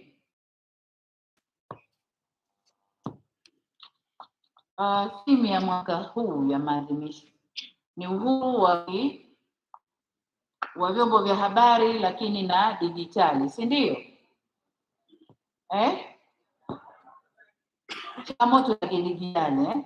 Haya, nataka niungane na hiyo kauli mbiu kwa sababu inakuja wakati mwafaka, na ukiangalia uhuru wa vyombo vya habari na changamoto za kidijitali, journalism, ni kweli leo hii mitandao ya kijamii ndio yale matumizi niliyoyaongea. Watoto wa Kitanzania wanajipiga picha za utupu, wanaweka. Ajali inatokea fresh, unapigwa picha zinawekwa. Sijui majambo magani mabaya zinapigwa picha zinawekwa. Hivi unamwekea nani? Unamwambia nani atizame? Hivi ukute dada yako ndo yuko huko kaka hivyo alivyokaa. Haya, kwa hiyo waandishi wa habari, hizo changamoto ninyi wa kushughulikia. Sisi serikali tutaunda sheria, atakayejifanya hivi kwenye mtandao atafanywa hivi, atakayejifanya hivi atafanywa hivi. Lakini wakwenda kuelimisha hizo sheria na kwenda kuonesha ubaya wa hizo changamoto za kidijitali ni nyinyi. Muwasevu ndugu zenu. Wengine wanafanya kwa ujinga tu, hawajui, anaona kufanya vile ndio sifa. Pengine kama ukifanya utakuwa unalipwa vijisenti kila mwezi, lakini anayeandika pale ni Mtanzania. Sisi wa Tanzania tunajisikiaje? Lakini tukiruhusu haya, tunawaambiaje watoto wetu? Leo hii kuna katuni na watoto wanavyopenda katuni. Katuni zilizoko mitandaoni. Mwanamke kwa mwanamke wanabusiana, mwanamke kwa mwanamke wanashikana, sijui nani na nani wamefanya hivi. Lakini katuni ambazo hatuzicontrol wala hatunini, watoto wanaangalia huko saa ngapi. Na siku hizi bahati nzuri, mtoto akizaliwa leo mwekee hapa iPad, anakifungua na anatazama kila kitu. Kafundishwa na nani? Hujui. Mwenyewe tunadhani zile akili zao ukuu wa Mungu anawaumba hivi, wanafungua na wanatazama kila kitu. Lakini wakuu, Mheshimiwa Waziri, wizara yako na vyombo vyako, hatuchuji, hatuna chochote. Tunajenga hivi, mila zetu zinaruhusu watoto wetu waone hayo? Hatufikiri mpaka rais aseme nendeni kafanyeni kazi hii. Huu mfano mmoja, lakini kuna mengi. Ndugu zangu, nisemee moja kwamba kulikuwa na effort ya kuunda umoja wa wanahabari wa Afrika, lakini nadhani sijui tuliiga kidogo, ilikuwa inaitwa VOA. Na ukisema VOA duniani inajulikana ni hivi. Sasa kwa jina lolote mtakalojipa jingine, nadhani kuna haja ya kuanza huo mchakato, mkawa na umoja ambao hayasema mtayazungumza huko, na muangalie jinsi ya kujipanga vizuri, jinsi ya kuprotect bara lenu, jinsi ya kulisifia bara lenu, jinsi ya kulisemea bara lenu, jinsi ya kulitetea bara lenu. Bara letu limekuwa ni bara la maovu tu. Umasikini wote uko Afrika, wote, wa akili, wa mali, wa kila kitu uko Afrika. Lakini ukiangalia kwa undani, si kweli. Nilikuwa nabishana na wakuu wa uchumi wa nchi hii, mambo ya kusema sijui uko wewe, nikamwambia nchi yangu haiishi kwa $1 kwa siku, haiishi. Wakaniambia hao, nikaambia haya, nakupa mfano wa makabila ambayo sisi tunasema ndio yako chini huko. Nikaambia chukua wale watu wanaokula matunda kwetu. Huyu hana ng'ombe, hana nini, anakula matunda tu. Na nguo zake ngozi kajibandika hivi. Tuseme huyo ndio wa chini. Lakini huyu ili aishi anakula matunda si chini ya 10, 8 asubuhi. Mchana anahitaji mengine. Lakini jioni kabla kulala anahitaji mengine. Nikamwambia hali matunda peke yake. Matunda na asali. Lakini hivi vitu ni organic. Nikamwambia sasa twende kwenye supermarket Ulaya. Tukaangalie bei ya matunda. Bei ya asali organic ni kiasi gani? Huyu mtu ananiambia anaishi kwa $1 kwa siku. Sio kweli. Tunamuona maskini kwa sababu haendani na mtindo wa maisha ya mjini. Havai suti, havai nini, nyumba yake ndio hiyo, tunamuona maskini. Lakini haishi kwa $1 kwa siku. Nikaambia chukua Masai. Ukienda na kijumba chake kile mviringo ndani kiza huoni kitu, hamna kochi, hamna nini, baada vibao vya aina yao. Lakini huyu mtu ana kundi la ng'ombe 500, 600, 1000. Huyo anaishi kwa $1 kwa siku. Si kweli? Waandishi wa habari, haya ndio ya kuandika. Fanyeni analysis, fanyeni kazi na hao watu wa research, wakupeni figures and facts, mwandike, mtusaidie. Vingine kila siku tutaimbwa na umaskini, tutaimbwa tuna njaa, wakati ndio wazalishaji wa chakula. Tutaimbwa sijui nini ile wanasema mabadiliko ya tabia nchi si ndio inatupiga sana, na ni kweli, lakini sio fault yetu. Sisi ndio wenye situ linobeba makaboni yanazalishwa. Hamwandiki. Tunalaumiwa tu, tunatupiwa mabaya tu, hamwandiki. Sasa rudini, kaeni kwenye kiti kwamba nyinyi ni Waafrika na lazima msemee mambo yenu. Sasa nakwenda kuhitimisha, naomba niseme yafuatayo. Kwanza, vyombo vya habari vya Afrika kama nilivyosema, kulitetea bara letu kwa uzalendo mkubwa ili kujenga taswira chanya ya bara letu. Tambue kuwa mkikaa kimya hakuna atakayelisemea bara hili. Hivyo wakati wengine wakizungumzia migogoro, nyinyi zungumzieni amani. Migogoro saa nyingine ni planted. Zungumzieni amani, ndiyo mila na silika zetu wa Afrika. Ni amani. Misingi yetu kisiasa, kijamii ni amani, mpaka kidini ni amani.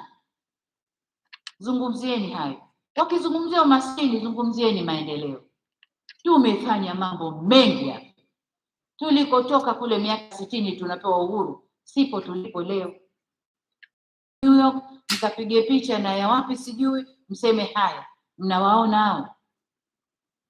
Leo kwenye mitandao ya kijamii,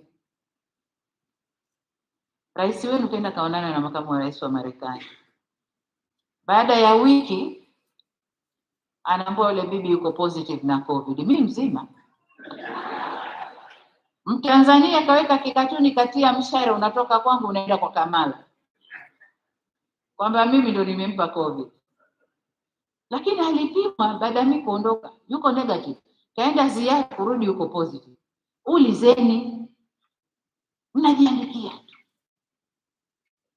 Mimi ndio ngozi ngumu, afikeni.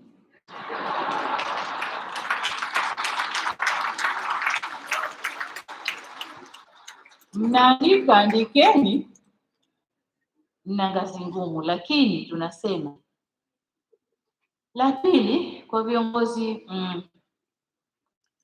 nilikuwa niseme hili la kudharau mila na desturi zetu. Yes, tuna mila potofu, zipigeni kelele sana, ziandikeni, waelimisheni wananchi ziondoke. Zile njema zisifieni, ndio mila zetu. Wakati sisi tunaponda mila zetu, jamaa zetu hawa wenzetu wanazitaka hizi, lakini sio za kwao, hawawezi kufanya. Na ndio maana unakuta mtu wa watu katoka nje mzuri, mwanamke kaolewa na mwanamume wa Kiafrika, ukiona unasema lakini anafuata nini? Vipo wanavyovifuata huko, mila, desturi. way of life. Eti ndugu zangu, nazungumzia mila, desturi, way of life. Kwani uongo? Nyie mnajidharau. Nyie mnajidharau. Lakini jengine, viongozi wa Afrika wenzangu nao tujitahidi kushirikiana na vyombo vya habari na kukuza uhuru wao ili waweze kuchangia kikamilifu katika kuleta mageuzi ya kijamii na kiuchumi. Mkutano wangu wa kwanza na wanahabari baada ya kuwa rais, tulikutana wapi? Balile, Jakaya pale. Ilikuwa iko Jakaya nani, holi la Jakaya. Mliniuliza maswali mengi sana. Nikasema mimi lengo langu ni kufanya kazi na waandishi wa habari, kwa sababu maendeleo ya nchi yetu tunaambiwa kwenye SDGs, no one should be left behind, si ndio? Na waandishi wa habari na mchango mkubwa kwenye maendeleo. So why mimi nifanye kazi peke yangu na wa Tanzania mpo ni watu? Haiwezekani. Nikasema kama kuna matatizo tukae tuzungumze, tujue matatizo ya serikali ni yapi, nami nikuelezeni ya kwenu, tufike katikati, tushirikiane, tujenge nchi yetu. Huko ndiko tunakokwenda. Miaka ya nyuma mimi leo nisingekaa na Balile, angekuwa Balile yuko kule, mie niko kule, hatusalimiani. Leo akiamka, mama unaendeleaje? Kibanda yuko Kibanda, yuko hapa Kibanda. Miaka ya nyuma serikali na Kibanda tulikuwaje? Lakini leo akikaukiwa mfuko anaweza kuandika message, mama nikoi akamia na.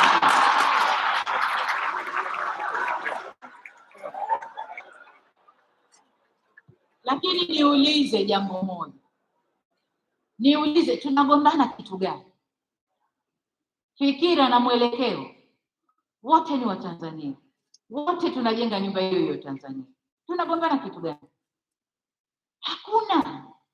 Kuna tofauti, tukae tuzungumze, tuendeleze nchi yetu. Hakuna kugombana hapa. Why tugombane? Na hii ndio raha ya kuwa mwanamke anaongoza familia.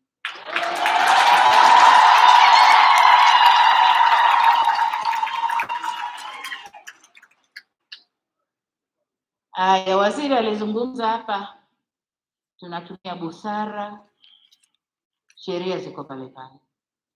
Nataka niungane naye niseme busara ninayoitumia ni ule msemo wa Kizungu, scratch my back, I scratch yours. Si ndio?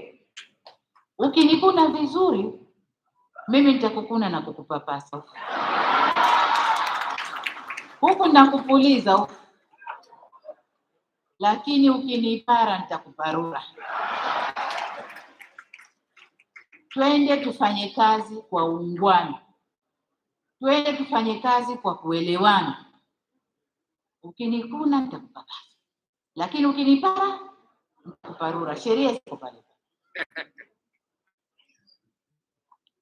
La mwisho, nataka niwahimize sensa. August inakuja, sensa ni yetu wote. Nendeni kaiandikieni, kaisemeeni, watu waielewe, wajitokeze wakahesabiwa. Sasa wakati nikihitimisha, nimelipokea ombi la makaratasi na vati na nini, lakini sasa tunakwenda kidijitali. Sasa tunarudije tena kwenye makaratasi? Pengine hayo makodi yamewekwa ili watu waende kidijitali zaidi kuliko makaratasi, lakini wasikalisikia, ataona jinsi ya kupambana nalo au kulifanyia kazi. Nihitimishe kwa kuwashukuru sana sana sana UNESCO kwa kuendelea kuwa mfadhili kiongozi katika maadhimisho ya siku hii ya uhuru wa vyombo vya habari duniani, pamoja na wafadhili wote waliowekwa hapa. Lakini UNESCO kama walivyosema, wameanza toka miaka ya 90. Kwa hiyo bado wanaendelea kuwa wafadhili wakubwa. Lakini pia UNESCO imekuwa mdau muhimu katika kufundisha waandishi wa habari. Lakini nataka niwaambie, Professor Herbert, you are becoming more active in certain periods in life. In 5 years, there's a period you become more active na waandishi wa habari than kuwa sustainable training. You train more in certain periods. When we meet, 2 of us, I'll tell you. Nadhani waandishi wa habari mmenielewa. Mnakuwa karibu zaidi na UNESCO wakati wa uchaguzi tu. Nyakati nyingine zote hamu karibu na UNESCO. Sasa it's upon you kuwadai wawe na training endelevu. Pesa wanazo. Kwa nini mnakubali mfundisho wakati huo tu? Nyakati nyingine zote waambieni wawafundishe muda baada ya muda, pesa wanazo. Jikaeni kama Afrika, kaeni pamoja mfanye hivi. Nimefurahi pia kusikia Google nao wako hapa. Nao ni miongoni mwa wafadhili wa maonyesho haya na ametoa mafunzo katika eneo la akili bandia. Ndugu zangu, mkizubaa tunaenda kukatwa. Kama akili zetu tuzitumii vizuri, mwanadamu kwa kwingine anafanya akili nzuri zaidi ya hizo. Ukiambia tu moja na moja hapa kwambia 2. Nenda jikoni kaleta kikombe anakuja nacho. Hiyo ndio akili bandia. Sasa hiyo maana yake nini? Inakata uwezo wetu wanadamu. Kwa hiyo tukae vizuri. Ndugu zangu, nimewaambia baraza la Idi linanisubiri. Nataka niwashukuru sana sana sana. Lakini niwashukuru zaidi wale walioamua kuleta mkutano huu hapa kwetu Tanzania. Kwa waandishi wa habari wa Tanzania, bali nadhani tutafute wakati mwingine tukae kama waandishi wa habari wa Tanzania na serikali yetu. Tuzungumze kwa mapana zaidi na tuelewane kwa ukaribu zaidi, si ndio? Na nimefurahi kuona waandishi wa habari wakongwe sana wako hapa. Kakaangu Salim yuko hapa. Simama kwa. Simama kuone. Haya. Sisi tuko shule, yeye mwandishi. Tumeingia kwenye serikali ukaambia njoo ufanye na sisi, anasema nitakuwa siwezi kuwatukana nikija huko. Na mimi nataka niwatukane. Lakini siku hizi ikakuwa kweli kakaangu, hongera sana. Njoo tufanye kazi pamoja sasa. Sasa baada ya kusema hayo, niwatakie wote Eid Mubarak. Kila laheri katika utekelezaji wa majukumu yenu. Kama nilivyosema, na sheria zinawalinda, lakini jilindeni wenyewe. Na ni matumaini yangu kwamba mtafurahia safari mtakazofanya kesho kwenda kwenye vivutio mbalimbali vya utalii. Wale waliotoka nje ya Tanzania, karibuni sana. This is Tanzania, this is how we live, and this is how we talk to one another. If you don't have that habit in your country, please introduce it. Nothing wrong about it. You will see much progress in your development journey. Asanteni sana, asante sana kwa kunisikiliza. Nawatakia kila la heri. Mengi sana. Mheshimiwa Rais, naomba tupige picha na wewe. Tafadhali, kuna makundi 5 muhimu sana tuweze kukumbuka siku hii ya kihistoria. Na unaangalia muda wako, basi naomba karibishe. Let's take our seats. We're going to take a snapshot. If a picture has ever been taken fast, this is it. Representatives, Your Excellencies, Ambassadors, High Commissioners, and representatives of international organizations, please step up onto the podium, step towards the right side of the podium.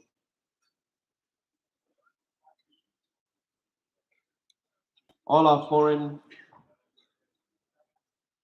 dignitaries, viongozi wa serikali, makatibu wakuu, viongozi wa chama, waheshimiwa wabunge, picha ya pili ni yenu, naomba msimame tafadhali. Naomba mwanze kujiongea upande huu wa kulia. Tafadhali viongozi wa serikali, viongozi wa chama, nitawaunganisha katika kundi moja. Na waheshimiwa wabunge, tafadhali naomba mjumuike pamoja. Wakuu wa taasisi za serikali ambao maonyesho yetu tumekuwa tunaangalia hapa, pamoja na wadhamini wetu, our sponsors.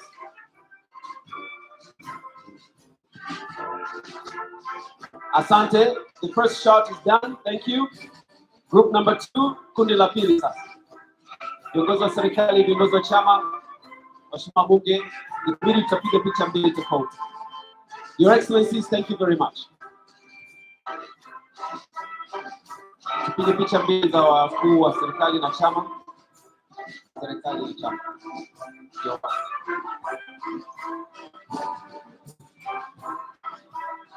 Viongozi wa serikali ndio hawa wanapanda jukwani, naomba tuelekee.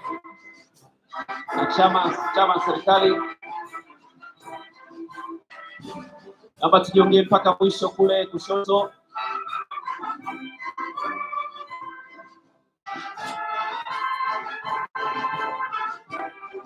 Okay, asante, nashukuru sana kwa picha hiyo. Tunawashukuru sana viongozi wa taasisi. Karibuni jukwani na wadhamini wetu kwa pamoja.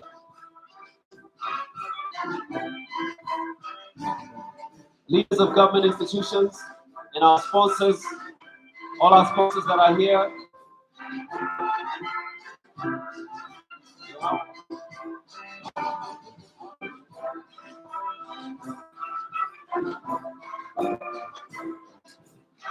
Naingia kwenye picha moja ndio.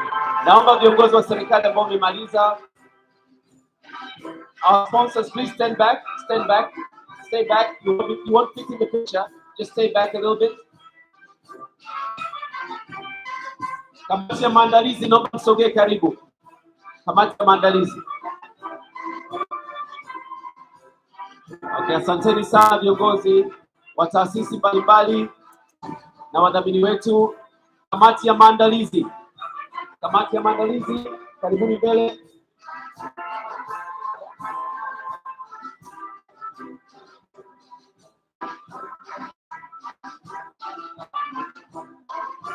Kamati ya maandalizi, naomba tujipange vizuri hapo. Tupo wengi.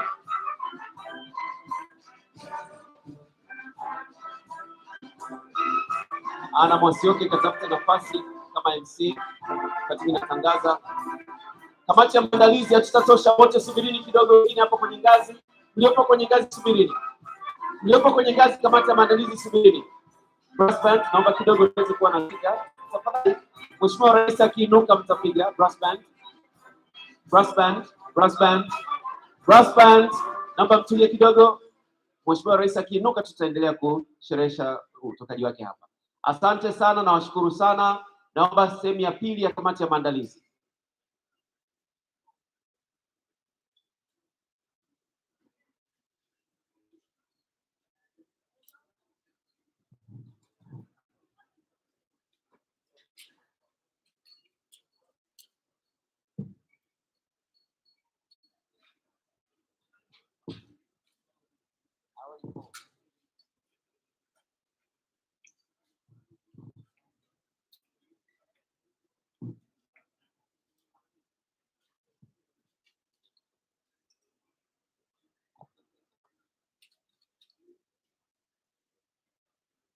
All right, we have a final group of our sponsors. The last shot, picha ya mwisho kabisa. Please step up. Asanteni sana, tupige makofi kamati ya maandalizi. Wadhamini ndio wanaopanda jukwani hivi sasa.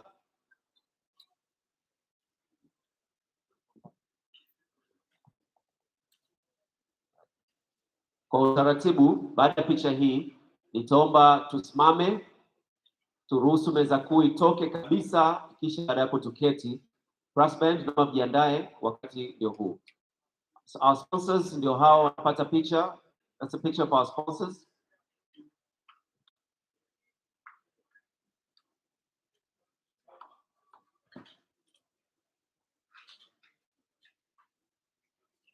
Thank you. Appreciate it. Naweza mkashuka mabibi na bwana, tusimame tafadhali. Na tupige makofi mengi sana kumshukuru Mheshimiwa Rais wa Jamhuri ya Muungano wa Tanzania Samia Suluhu Hassan kwa kutufungia siku ya uhuru wa habari.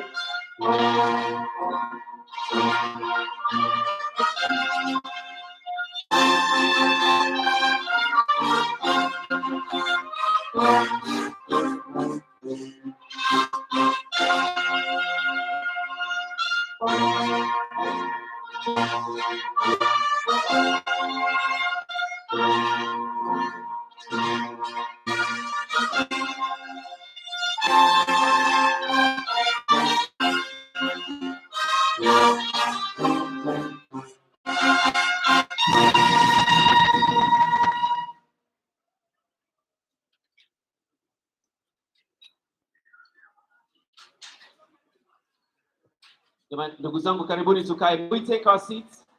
We'd like to apologize. Please, let's take our seats. It's very important. The convention has to close. Naomba usikivu wenu tafadhali.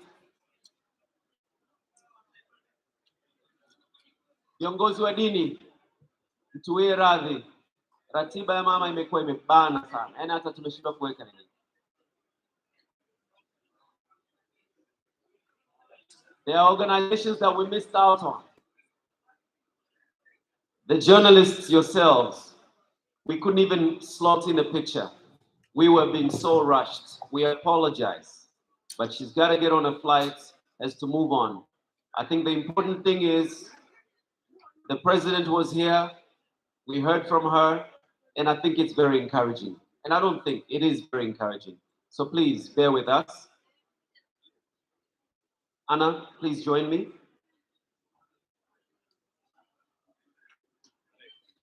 Kuna vipengele vya ratiba bado vya kukamilisha.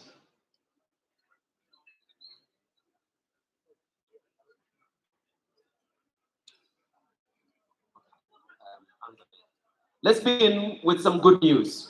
Please don't step out yet. Please, if you can, don't step out yet, if you can. Jamani, naomba tafadhali utulivu wenu, bado ratiba chache zinaendelea hapa, na naomba nitumie fursa hii kuwatangazia habari njema.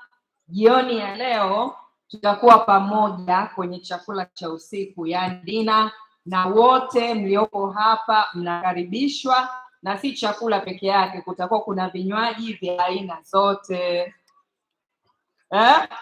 Ndio naelekea, jambo sijamaliza. Ndio naelekea kuambia na venue. Kwa hiyo kila kitu kitapatikana.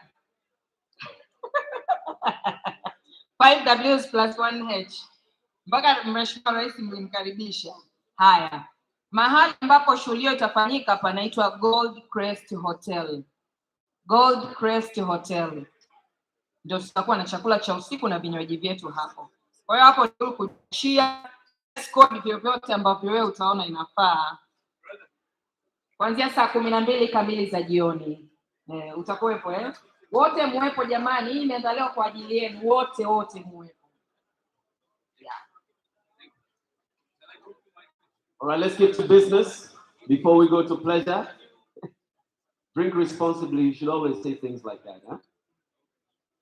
Well, maybe not so responsibly today. Mr. Churchill, please. The Arusha Declaration. Nitaomba usikivu wa kiwango cha hali ya juu. May I please request for your full attention as the declaration is being read to us. This is what we aspire to.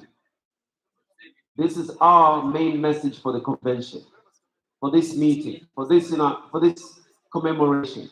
Churchill, please. You will lose the room in a minute. People are filing out.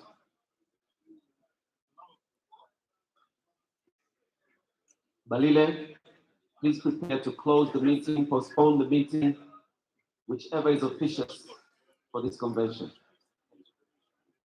Have your attention, please. Could you please sit down for a minute, for just 1 minute? Ladies and gentlemen, colleagues, please have your attention for just 1 minute.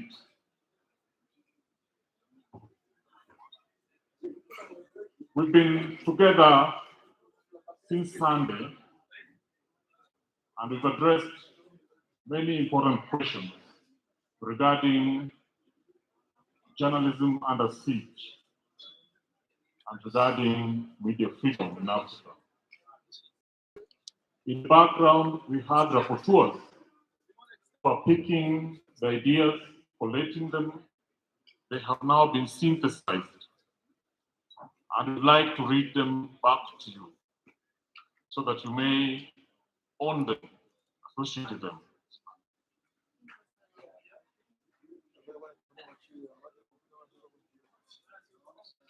And I read, Arusha Declaration, World Press Freedom Day, the year 2022.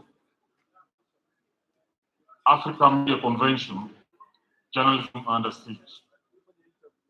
We, participants at the Africa Media Convention, World Press Freedom Day, held in Arusha, Tanzania, 1st to 3rd, 2022, acknowledge the state of the media in Africa in reference to this year's theme and make recommendations to the media stakeholders as follows.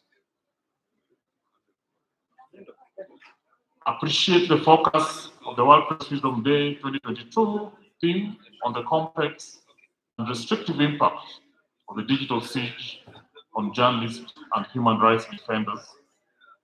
Acknowledge that journalists are often the soft targets of surveillance as big data collection and the negative impact of artificial intelligence on the work of the media, which erodes the rights to freedom and association and to political participation. We recognize the urgent need for enhanced collaboration between the media in Africa, the governments, internet intermediaries, private and public sectors, civil society, national and regional human rights bodies, and researchers to mitigate the effects of the digital siege on journalism and the media.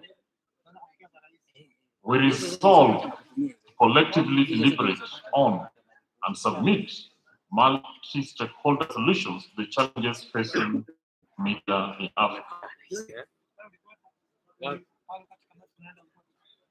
However, the media stakeholders attending this convention are deeply concerned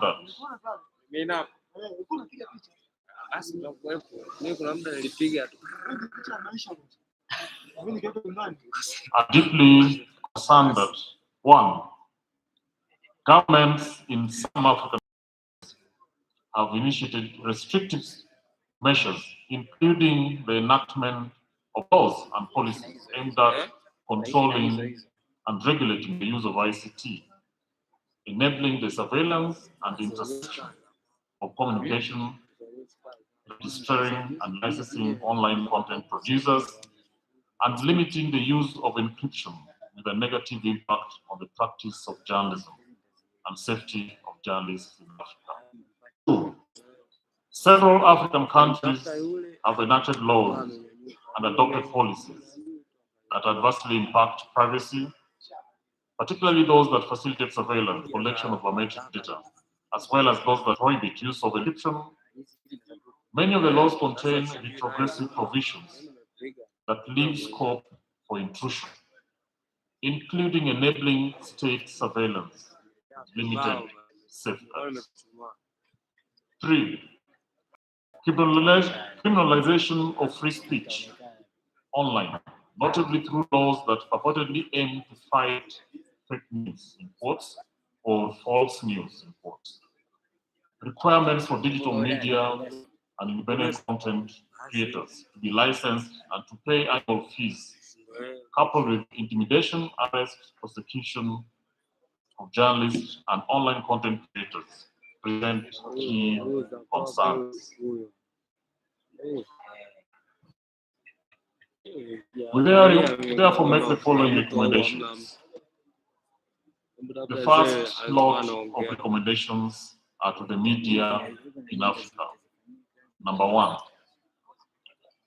to coordinate with all other media stakeholders and organize the Africa Media Convention as an annual event in commemoration of the World Press Freedom Day, to be hosted in an African regional location on an official basis. Two, develop a framework for effective media, professional organizations, and CSOs to enhance relationships and promote professionalism, safety, and security of journalists in Africa. Three, the coordination with all media stakeholders to jointly carry out an annual independent press freedom and safety of journalists assessment based on indicators agreed on flexibility of additional focus on emerging issues. Four, The media in Africa should put in place a joint campaign strategy for the revision of repugnant laws in parts of Africa, including criminal defamation, and advocate for more self-regulation or co-regulation. We have recommendations for civil society. 1. Advocate against laws and practices that hamper the ability of journalists to operate safely and freely, including the digital domain. 2.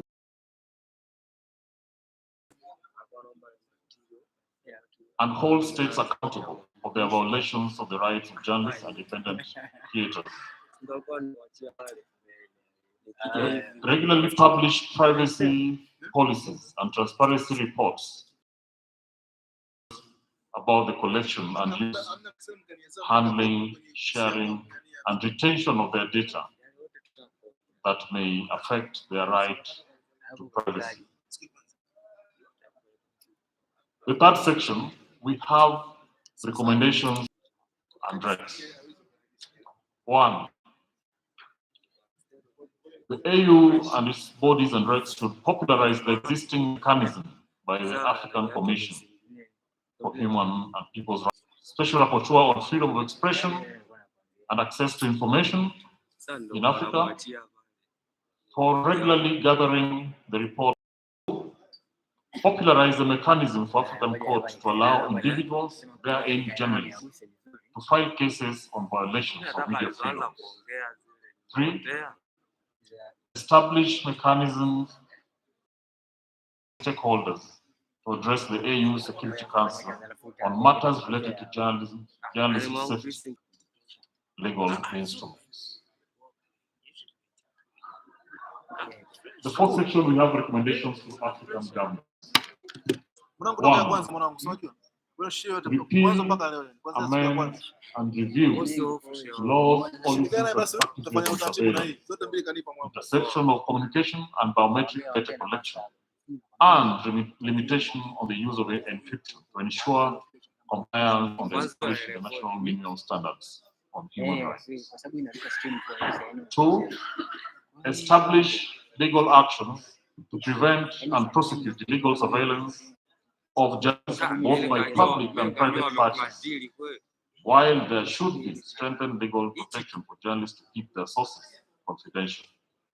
3. Decisive measures to check surveillance and monitoring of journalists' communications about their legitimate work, and amend national laws and practices on surveillance to ensure compliance with international human rights minimum standards. The second last section, we have recommendations for media development partners. Create an African media fund to finance and support media viability, given the financial challenges facing most media organizations in the continent. This is necessary to protect the media from political and economic pressures and thus consolidate freedom of the media in Africa. 2. Strengthen the UN plan of action for the safety of journalists by ensuring the active engagement of the duty bearers at all levels. 3. Support long-term programs aimed at strengthening the capacity of African journalists as key partners in the achievement of Agenda 2063 and 2030. In the final section, we have recommendations for technology companies.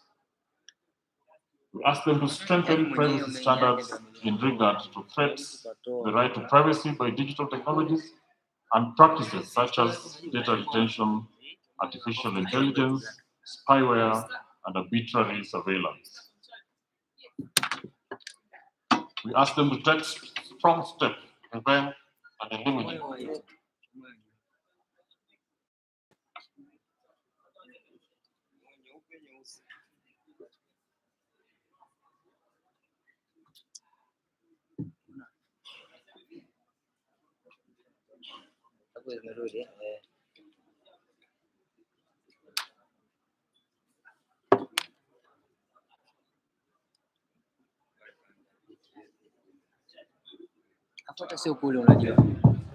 It's back.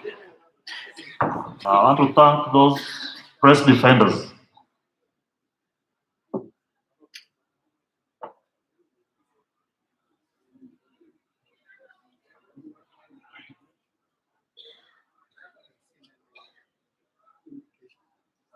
Thank you for the defenders of freedom who have made sure that our voices can be heard. We ask these technology companies to intensify measures need to be taken to protect women journalists who are especially violently targeted online and offline, such as by increasing responsiveness to their situations and developing tools to identify and fight online violence. And we also ask big tech in the media ecosystem to benefit commercially by distributing content from media organizations to also share in paying for journalism, noting that quality journalism is expensive to produce, and those who profit from the value created in the news production process need to share in the cost of creating it. And finally, we'd like to acknowledge support received from various entities, but especially so from the government of Tanzania in enabling us to meet here, to share for the days we are here, to come up with these recommendations and this declaration. Ladies and gentlemen, I present this draft to you and ask whether you want to associate with it and whether we can adopt it as a formal conclusion and resolution of the two-day conference and today's marking of the World Press Freedom Day. Thank you. Thank you very much.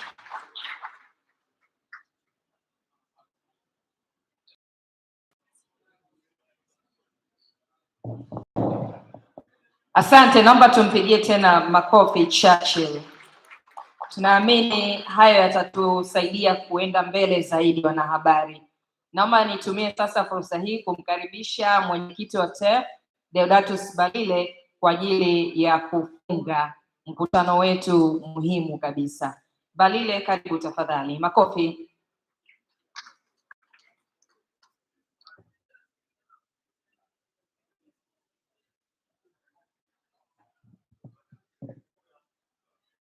Ndugu zangu,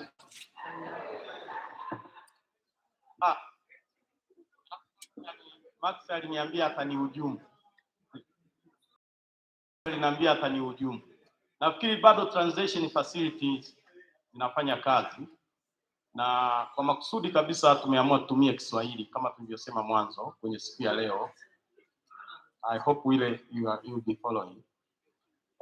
Kwamba tunatumia Kiswahili kwa makusudi mazima kuikuza hii lugha ya Afrika, kwa sababu tumekuwa na utamaduni tunakwenda tunavuka tunatumia Kifaransa, Kiingereza na nyingine. Hakuna mtu atakayekuja kukuza lugha yetu isipokuwa sisi wa Afrika wenyewe. Ni lugha ambayo sasa hivi ni ya 6 kwa wingi wa watu wanaozungumza lugha duniani.